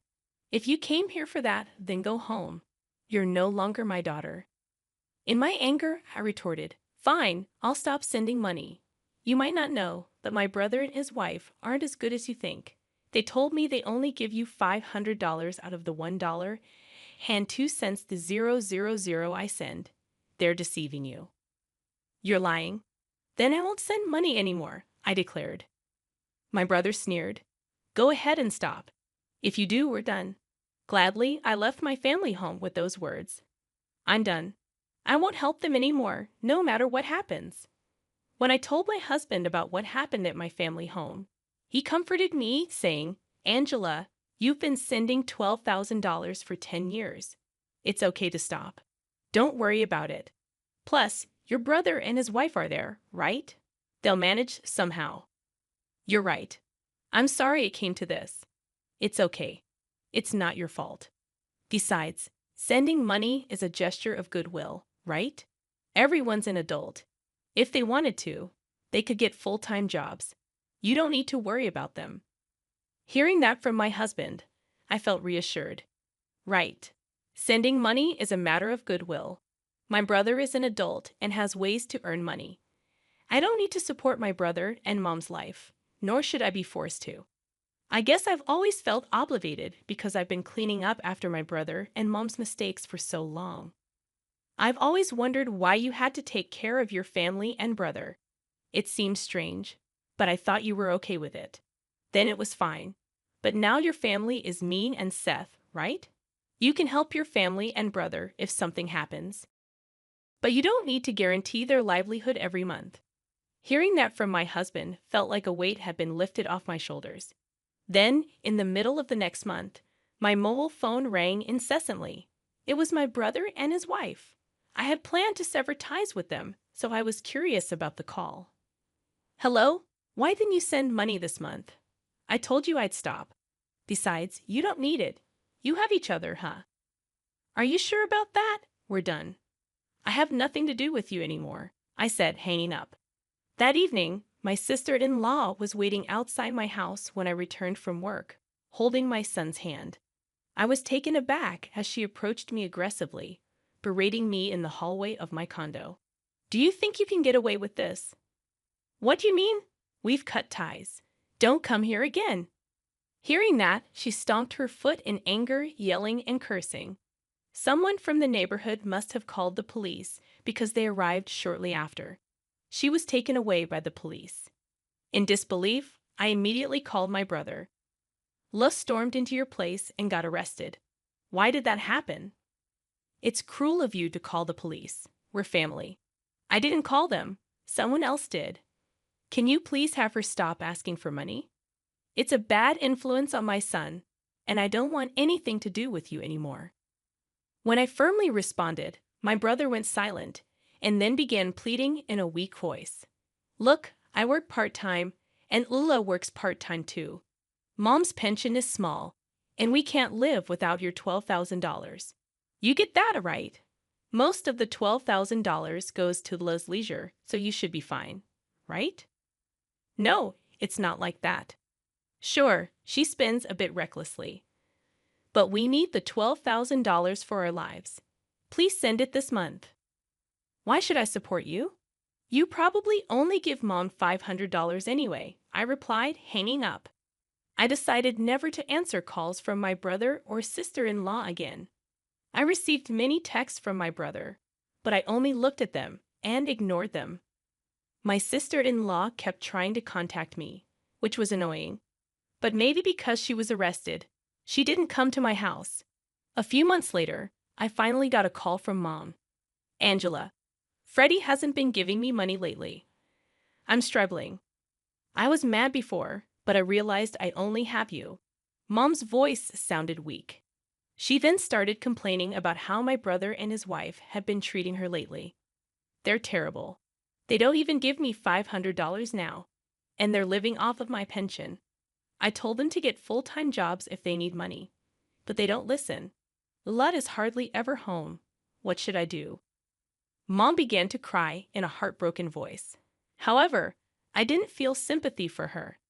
I had trusted both Mom and my brother, but they betrayed me. On top of that, they told me we were done to begin with. I went to college without borrowing money from Mom. I even paid off my brother's student loans that Mom had been burdened with. That's more than enough.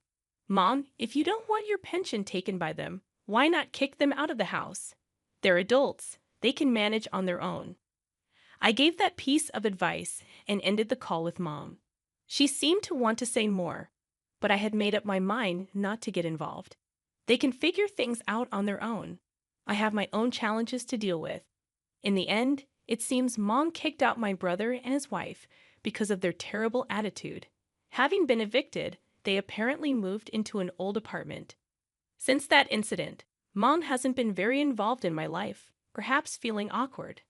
Once my brother called, he kept trying to contact me, and when I answered, he said they were in debt because of his wife's excessive spending. He asked for help, but I ignored him. I no longer see mom, but I live happily with my son and husband.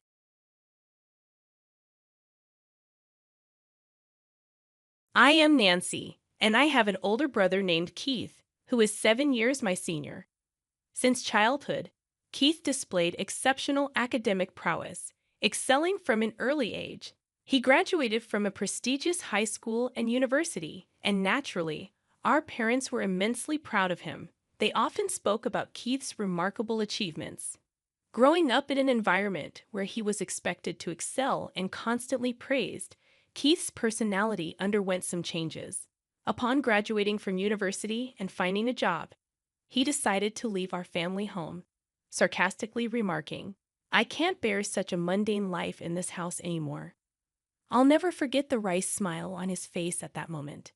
Our parents, visibly surprised and somewhat saddened, recalled how cheerful and cherished Keith used to be. Admittedly, I felt anger during that time. I didn't stand out academically or in sports, and my high school wasn't super prestigious. Still, I valued the bond and love within our family. Both Keith and I owed our lives to our parents' support, and I wished he felt the same. Throughout my high school years, I realized the warmth and love of a family are precious. Strangely, my brother seemed immune to that love. Our parents showered us with endless affection, yet Keith perceived them as ordinary people. As a child, he was my hero, handling everything perfectly. He used to care, play, and help me study. However, by the time I was about to graduate high school, he started questioning the value of higher education and dismissed my pursuits. Whenever confronted, he blamed our parents, claiming he became this way because of them. I cried, but my parents reassured me, saying, "Nancy, you've grown into a truly kind-hearted person." Encouraged by their kindness, I entered a national university and secured a job at my dream company. By the time I started working, my parents were almost 60, and my brother was already married. Oddly enough, neither my parents nor I had met his wife. Despite numerous invitations, he hesitated, citing considerations about introducing her to our family. About half a year into my new life as a working professional, an unexpected event disrupted my routine. During work hours, I received a personal call from my usually aware mother. Concerned, she inquired about my well-being and then dropped the bombshell. "Your father suddenly fell." My heart sank, and I immediately informed my supervisor, rushed to catch a taxi, and hurried to the hospital my mother had mentioned along the way. As I made my way to the hospital, my mind was filled with repeated hopes and prayers for my father's well-being. Upon entering the waiting room, a heart-wrenching scene unfolded. My mother, tears streaming down her face, greeted me with visible distress. "What happened, Mom?" I asked, settling beside her with a heavy heart. The morning had started like any other, and the sudden turn of events left me unable to process the unfolding situation. Words poured out of me, one after another, seeking answers. After a pause, my mother quietly uttered, "Your father has been diagnosed with cancer." The revelation hit me like a tidal wave, causing time to momentarily stand still.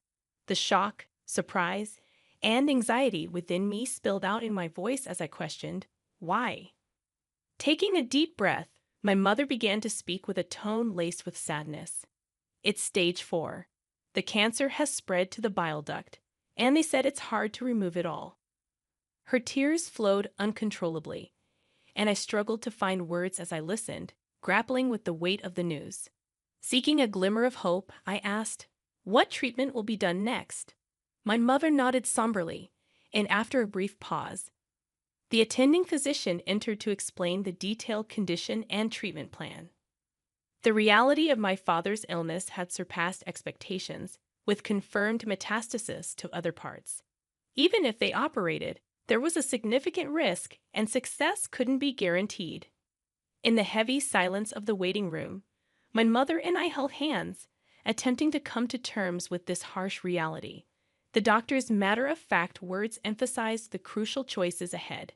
continuing with chemotherapy, or opting for support in a palliative care ward. The ticking of the clock's second hand seemed to carve through the atmosphere, underscoring the gravity of the situation. Contemplating how to navigate this challenging moment, I suggested involving my brother Keith in the decision-making process. Picking up my smartphone with a forced smile, I informed my mother that I had already attempted to contact Keith. However, recalling his past behavior and nature, I sensed a premonition, his reluctance to face tough decisions. Despite his potential resistance, I persevered, believing in the importance of gathering the family's opinions. After numerous attempts, I finally heard my brother's slightly irritated voice, urgently and anxiously. I pressed him to understand our father's condition, emphasizing the need for his presence at the hospital. His dismissive response lacked empathy, shaking me to the core. As I reminded him of our father's immense contributions to our family, tears threatened to spill as I confronted my brother's apparent indifference to our father's critical condition. However, my brother, devoid of any visible emotion, briskly stated, "Now is not the time to be fussing over this. There's no point in discussing further. I'm hanging up," and promptly ended the call. Stunned by the exchange, I found myself at a loss. My astonishment at my brother's indifference was evident. I had known he lacked a sense of family bond and gratitude, but I never imagined he had grown into such a detached person. Returning to my mother, a look of concern was etched on her face. "What happened?" she inquired. I replied, "It seems he is quite busy now," avoiding the details. My mother sighed deeply, murmuring, "It would have been comforting if Keith was here." In the following months, my father chose to spend his final moments in a palliative care ward, and after that decision, he quietly passed away. I informed my brother of this somber news over the phone, conveying the details of the wake and funeral. However, his response was cold, stating, "I'm busy with work, so I can't attend. Please proceed without me." True to his word, he didn't appear at our father's wake or funeral. Even my mother seemed shocked by this fact. She probably never imagined her son wouldn't show up for his father's funeral. Both family and acquaintances expressed their surprise and disappointment at his absence. After the funeral, when a moment of quiet settled among the family, my mother exhaled deeply, muttering to herself, "He really didn't come." I took her hand and said firmly, "Mom, let's not worry about him anymore. We have to let him walk his path. For now, let's cherish our memories of Dad." In response, my mother tightly squeezed my hand and smiled, saying, "Thank you." Unbelievably, the next day, my older brother suddenly appeared at the apartment where we live. When I opened the door, his expression was different from usual, filled with an urgent restlessness. Stepping inside, he demanded, without any greeting, "Where is the inheritance father left behind?" Shocked by his demand, I emotionally retorted, "Seriously? Someone who didn't even show up at the funeral. And now you're saying this?" Visibly irritated, my brother snapped, "Kids should stay quiet," instantly tensing the atmosphere. My mother stepped forward to calm the situation, explaining, "Apart from this apartment, your father didn't leave much behind." "There's no way that's true." Retorting in frustration, my brother barely concealed his anger. Remaining calm, my mother placed my father's passbook on the table for him to see. Flipping through it, it became clear that all the savings our father had were transferred to a different account. "What is this all about?" my brother exclaimed in surprise. Gently, my mother replied, "Your father had instructed to move all the money to my account earlier. Also, this apartment's name has been changed, and now it's in my name." Taken aback, my brother was at a loss for words. He merely clicked his tongue in frustration and left. As we watched his departing figure, we were once again filled with admiration and gratitude for our father's foresight and his plan to protect the family. A few months later, my mother suddenly fell, and she was immediately taken to the hospital. It was completely unexpected, and the family was filled with shock and concern. The diagnosis revealed that she had pneumonia, and it was in a more advanced stage than we thought. I recalled that she had been coughing slightly lately, and when she visited a small clinic, the diagnosis was a minor cold. Relieved by this news, we didn't think much of it. However, more detailed examinations at a major hospital revealed a much more severe condition, giving her only about 3 months to live. Hearing this news left me speechless, as it seemed unimaginable, especially considering how healthy she appeared. Tragically, just a few days after the 3-month mark, my mother quietly passed away, leaving a space filled with an indescribable stillness and sorrow. Filled with guilt and grief, I questioned why I didn't notice sooner and why I didn't take her to a bigger hospital immediately. Even after learning about my mother's pain, there was no sign of my brother coming to our house. My aunt, my mother's sister, and I handled the arrangements for the wake and the funeral. Understandably, my brother's absence was a significant shock for my aunt, just as it had been during our father's funeral. However, expecting or saying anything to my brother felt meaningless, given his past actions. A few days after the funeral, as my aunt and I were sorting out the heirlooms, my brother appeared again, accompanied by his wife, whom we were meeting for the first time. He bluntly inquired about our mother's inheritance, assuming she must have left something. Shocked and dumbfounded, my aunt stared at him in disbelief. The most astonishing part was that beside my brother stood his wife, my new sister-in-law, who neither met our eyes nor greeted us. She just stood silently next to my brother. Even more shocking was that my brother didn't even visit our mother's grave. Trying to maintain calmness, I suggested, "Brother, please at least pay your respects to our parents. Visit Mom's grave." However, he responded dismissively, "Does that even mean anything?" He quickly followed up with, "By the way, how much of Mom's inheritance is left?" At that moment, May's expression changed drastically. In a voice filled with anger, contrasting with her usual warmth, she sternly admonished Keith, "How can you think of such things at a time like this? Nancy is managing the funeral on behalf of both of you, putting in all her effort. Shouldn't you act with a bit of gratitude, thinking of your parents?" However, my brother completely ignored our aunt's anger, responding dismissively, "Auntie, it's none of your business. Don't interfere." With demands made by both my brother and sister-in-law, the atmosphere in the room became cold and tense. Behind my brother, his smiling sister-in-law remarked, "Of course, I remember your name, Nancy. Do you plan to keep all of your mother's inheritance for yourself? Sorry, but we can't allow that. This apartment is so lovely. I think it's perfect for us." I never imagined that my brother and his wife would make such audacious demands. "Why should I have to leave for the sake of both of you?" I asked, my voice quivering. Undeterred, my sister-in-law continued, twirling her finger. "This apartment has just been renovated, and its location is amazing. It's close to the station, and there are plenty of shops, so we'll be living here." My anger reached its peak, and I couldn't hold back. "Big brother, all you care about is the inheritance. What are you thinking?" Turning away, my brother let out a heavy sigh, remarking, "Such vulgar behavior. Do you think raising your voice solves everything? We'll be back here in 3 days. Have everything ready to move out by then." Their intentions became crystal clear with those words. A mix of my anger and sadness bubbled up, and I couldn't stop my tears from flowing. However, this wasn't just a one-time event. Determined, I wiped my tears. My aunt gently tapped my shoulder and handed me a letter. The delicate handwriting of my mother adorned the envelope's surface. "What's this, Auntie?" I asked, carefully opening the envelope.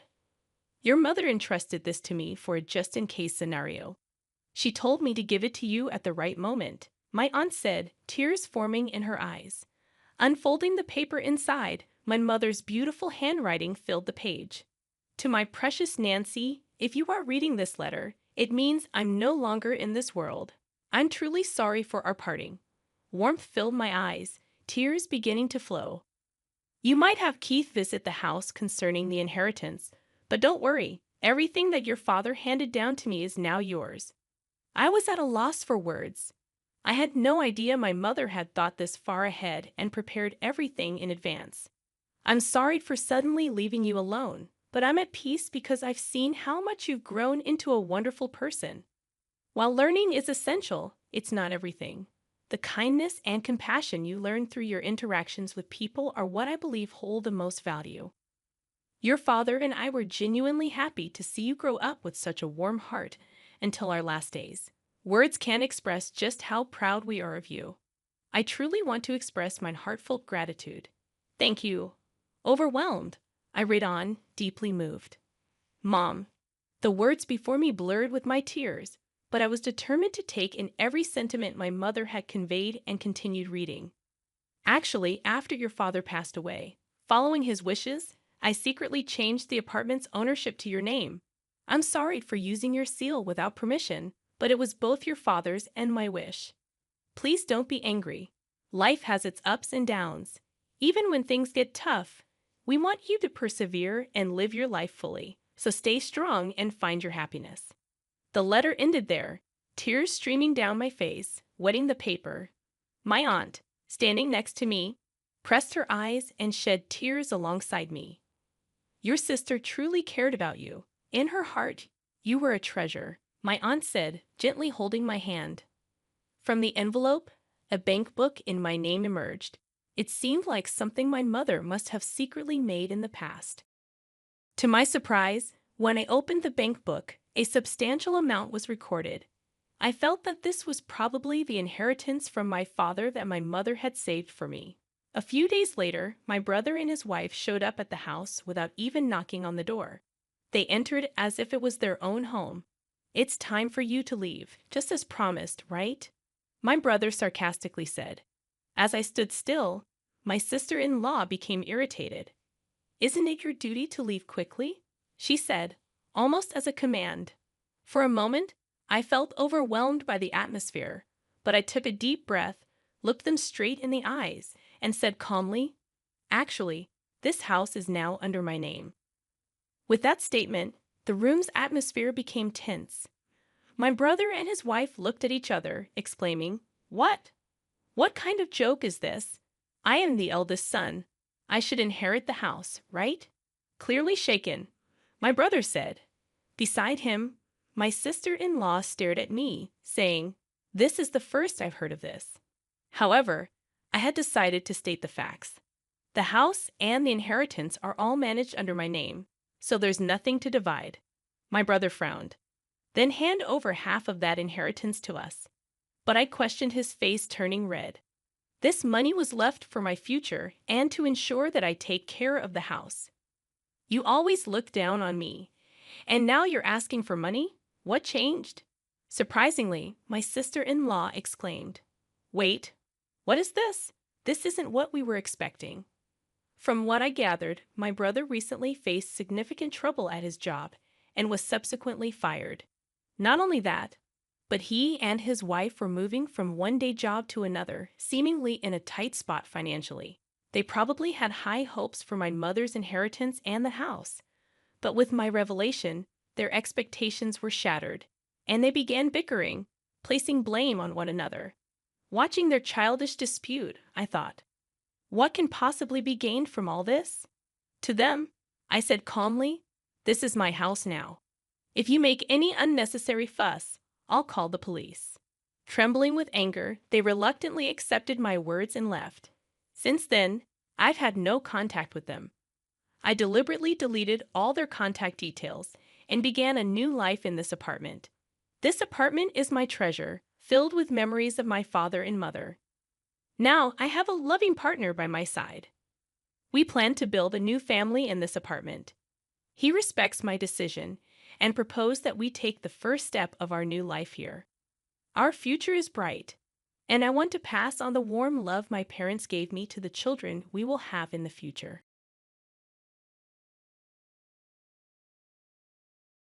Since my parents are moving in with us, his unexpected requests caught me off guard in the house we've shared.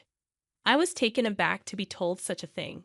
I hesitated but managed to request some time to pack. Can you wait until tomorrow? I asked. That was my response after some thought. Coldly, he replied, Fine, I'll stay in a nearby hotel until then. I don't want to see your face.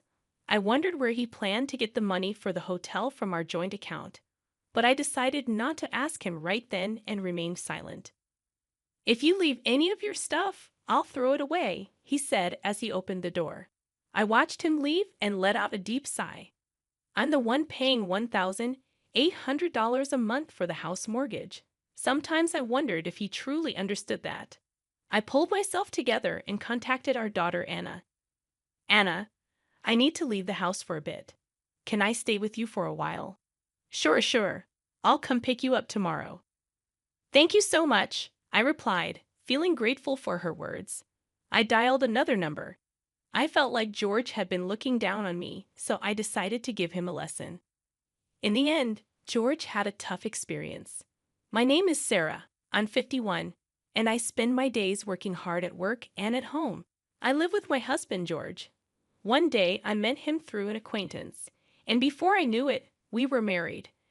At 23, we were blessed with an angelic daughter, Anna. However, George hardly ever paid attention to Anna, and I was mostly the one taking care of her. Hey, play with Anna once in a while, I'd say. He carelessly responded. That's a woman's job, right? Yes, he had decided that housework was a woman's duty and wouldn't help. But Anna was such a good child, always helping me whenever I was tired. Dad, if you're relaxing, help out. Housework is your mother's duty. Without hesitation, Anna retorted, Then what's your duty? Mom works for both you and her. Even George couldn't resist helping a bit after hearing her genuine words.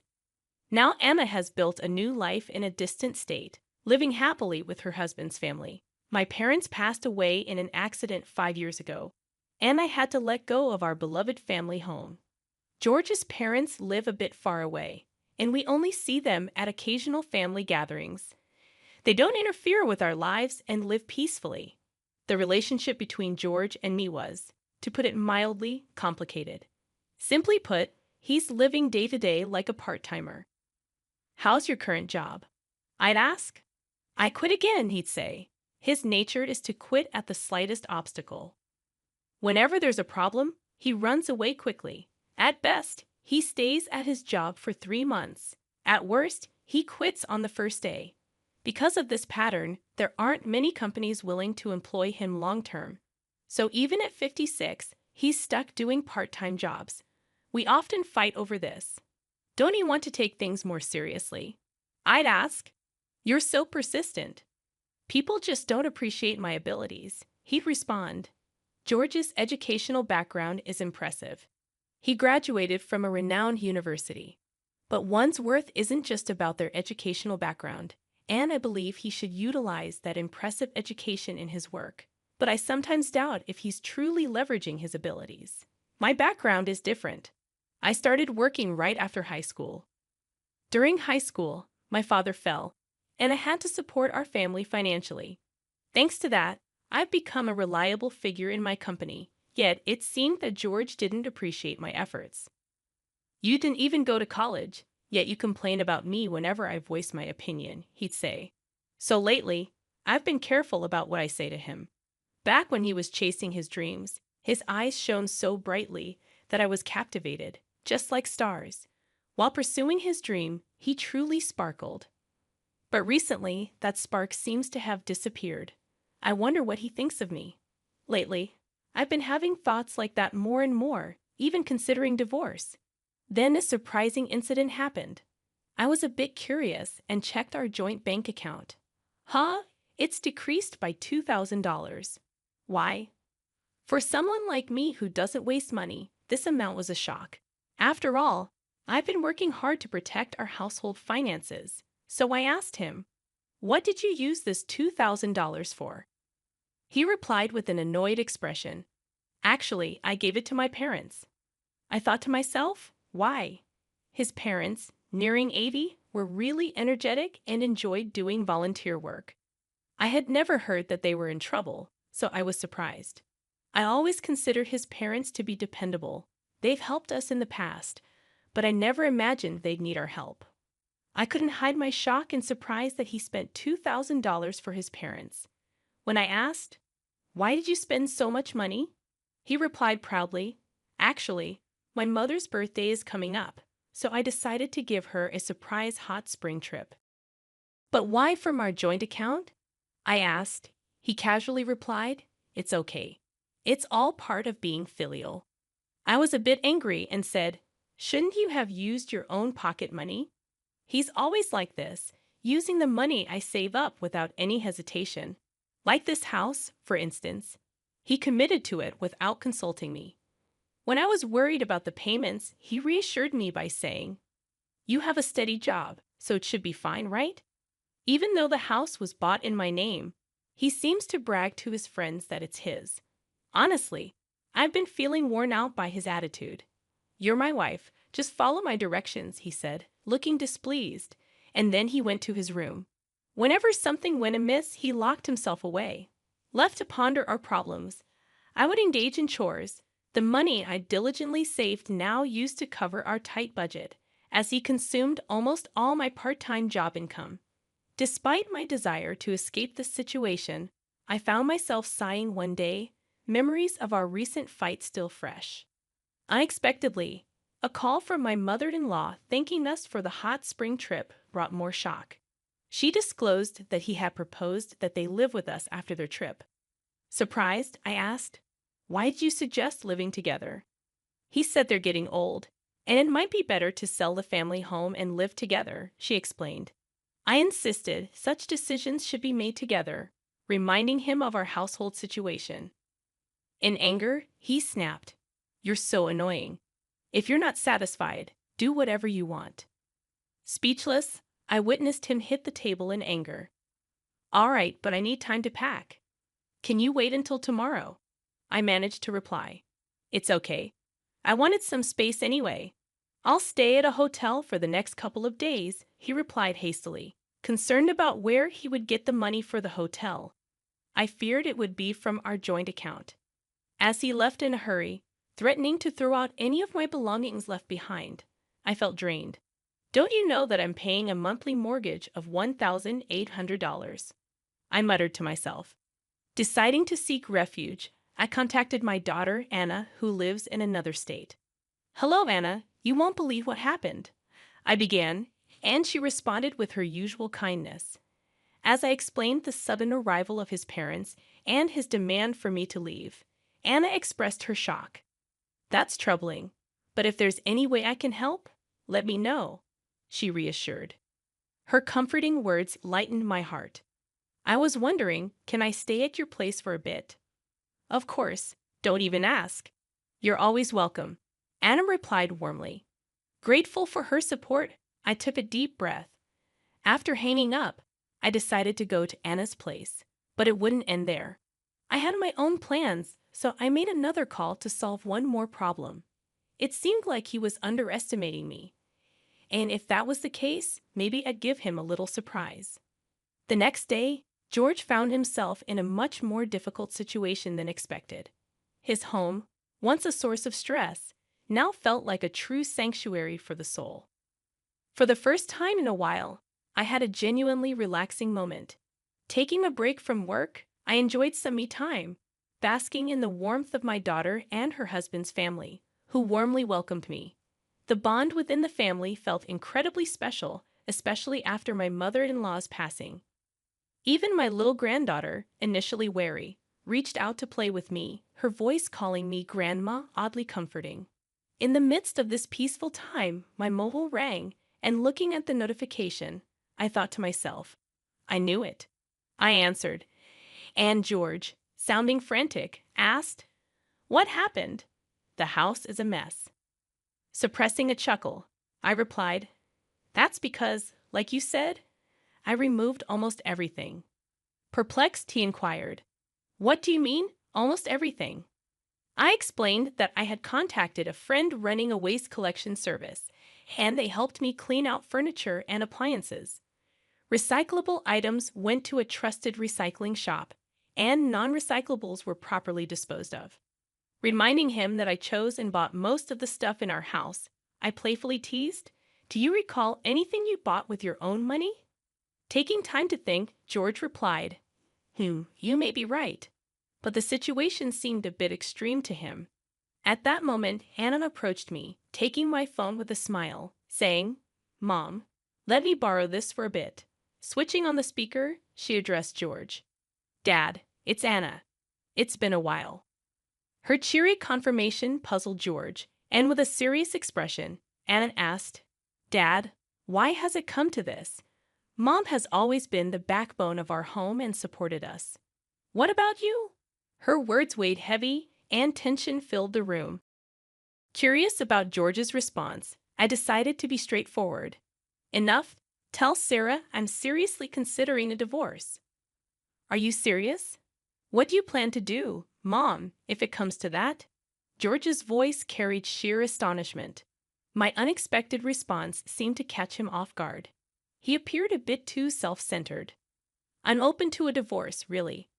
I reiterated, responding to his apparent disbelief. Recalling our marital life, I remembered how I took care of our finances while he spent freely. Money-related arguments were not uncommon. It's okay. I get it. Just make sure to transfer the house's name, he said. Sure, the house is yours now. All right then. I'll prepare the necessary documents. Thanks. After ending the call, Anna returned my phone.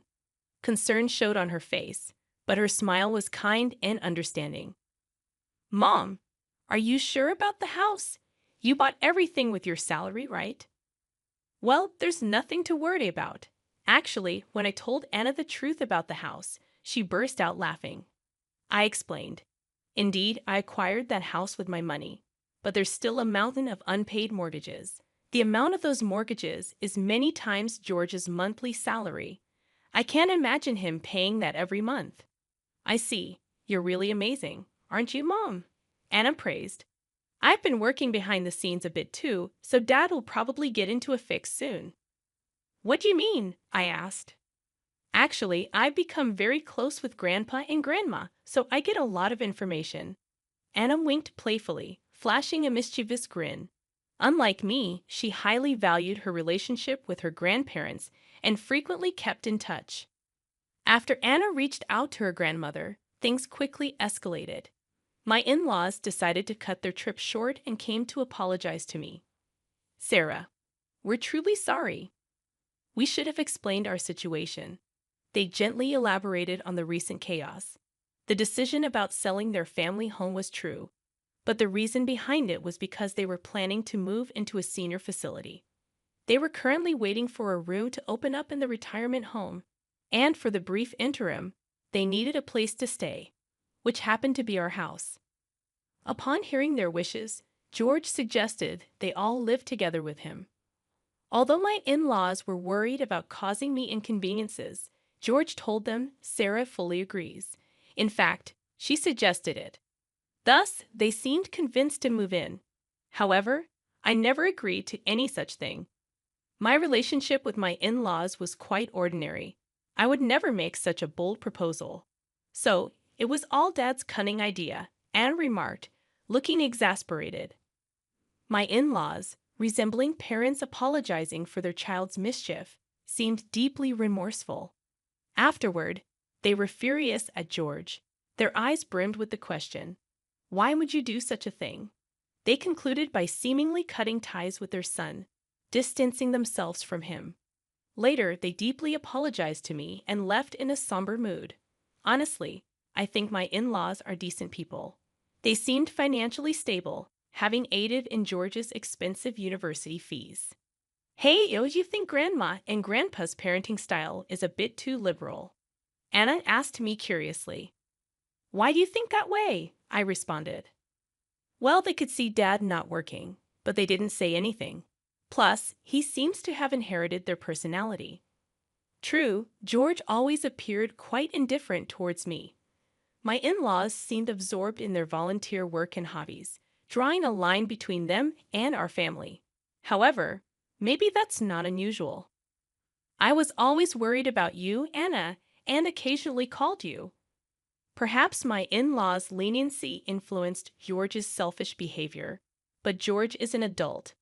He shouldn't let little things upset him and should act responsibly. It had only been a month since our divorce when my phone rang again. I noticed George's name, someone I considered part of my past, with a slight frown. I answered, What now? We have nothing left between us. Listen, it's about the house mortgage. panic, and confusion fill his voice. Apparently, he had received the next mortgage statement. I had diligently paid $1,800 every month, but he might have been unaware of the amount. It says $1,800 a month. Unbelievable. Yes, I've been paying it properly. You graduated from a good school, right? You can manage that, can't you? I could understand his shock. George's income was just over $1,200 a month, and given his spending habits, he barely saved anything. Although most items in the house were gone, he managed with things he received from his parents. However, he wasn't good at housekeeping and ended up spending money on eating out and laundromats. For him, a mortgage surpassing his income would be tough. Are you surprised that I, a high school graduate, can pay $1,800? Well, kind of. You see, even as a high school graduate, I worked hard steadily, getting promotions. I realized the importance of perseverance. That's impressive, but it might be tough for me. It was your choice to be in this situation. Stop blaming others and take responsibility. When we divorced, we had clearly discussed the mortgage and other details. It was a given that George would pay for it if he continued to live in that house. By the way, his parents seemed to have moved to a senior facility. When George reached out for help, they firmly told him, "You're an adult. Take care of your own affairs." Sarah, won't you reconsider? Let's start anew. Wait, you're kidding, right? We can't be together anymore. Then how am I supposed to pay off the mortgage? That's for you to figure out. When we were together, I paid for it, didn't I? Hearing his frustrated voice, I thought to myself, do your best. His future decisions and actions were up to him. I changed my settings so that I wouldn't receive any more calls from him. I had just started on a new path, so being pulled back into the past was truly bothersome. Hey, did you get any call from Dad? Actually, yes. Despite never truly apologizing, he asked if we could get back together. I could see through his words, though. It's all about money. Oh, maybe that's why he contacted me too. After I rejected his proposal, it seemed he had been contacting Anna numerous times.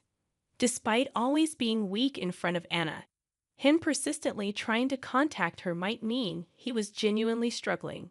I told him that this is the result of his actions. Exactly. Also, now that you finally have the peace you deserve, Mom, I told him sternly not to cause any more trouble. Thank you so much, Anna.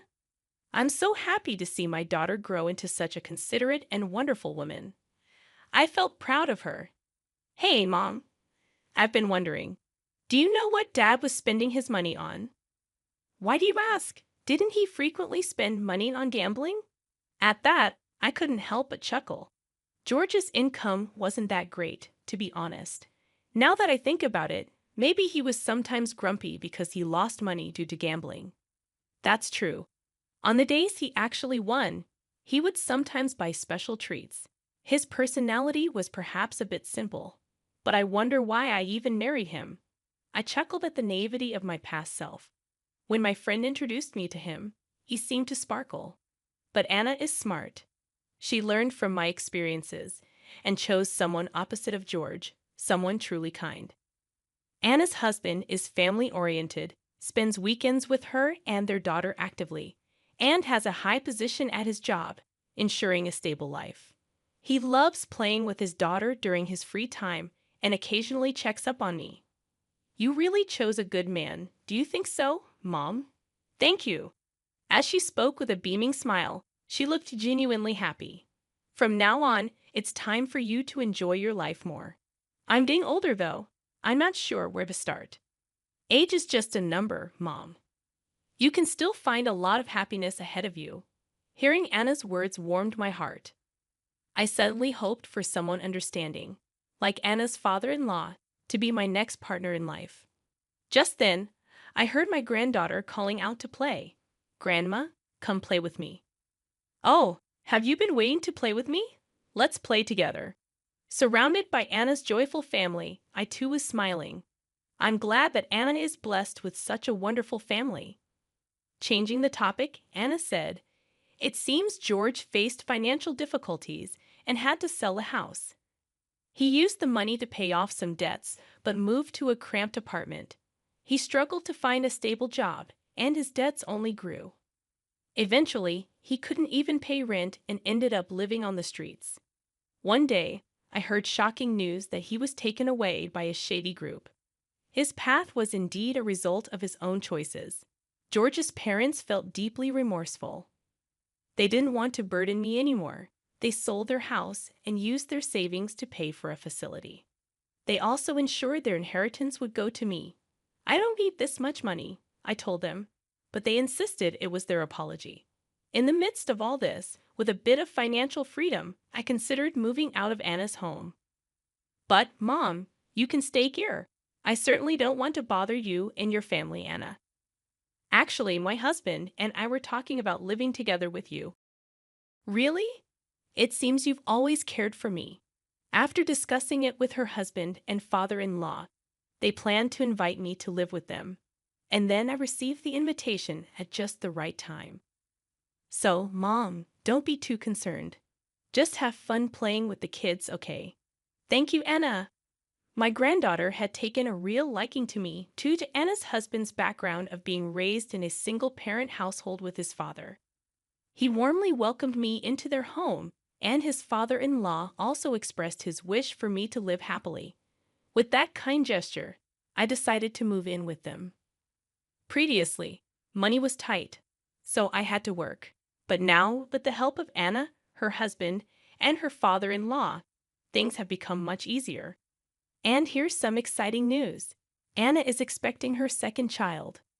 In the meantime, I've been helping around the house, playing with my granddaughter, and spending my time that way. Anna's father-in-law also helps with household chores just like me, so we have a fun time together doing things around the house. Whenever I do something, the family always says thank you, and that makes me very happy. Unlike my previous husband, this family openly expresses their gratitude each time. I truly feel fortunate. When asked how I get along with my father-in-law, I replied with a smile. I want to spend my life with him forever. That's good. It feels like a new family, Anna said gently, rubbing her belly. With Anna in my life, everything has become much brighter. Meeting her might be the only thing I'm thankful for regarding George. Oh, with that thought, I'm motivated to do my best for my family today as well. Sarah, if you'd like, I want to walk through life with you from now on. How does that sound? Are you sure about me? If so, of course. Let's be together. I responded to his words like this. I've regained my confidence. I was on the verge of forgetting my own worth, but his words made me realize its value again. I believe that as a family, we'll face many happy moments and challenges together from now on, and that truly warms my heart.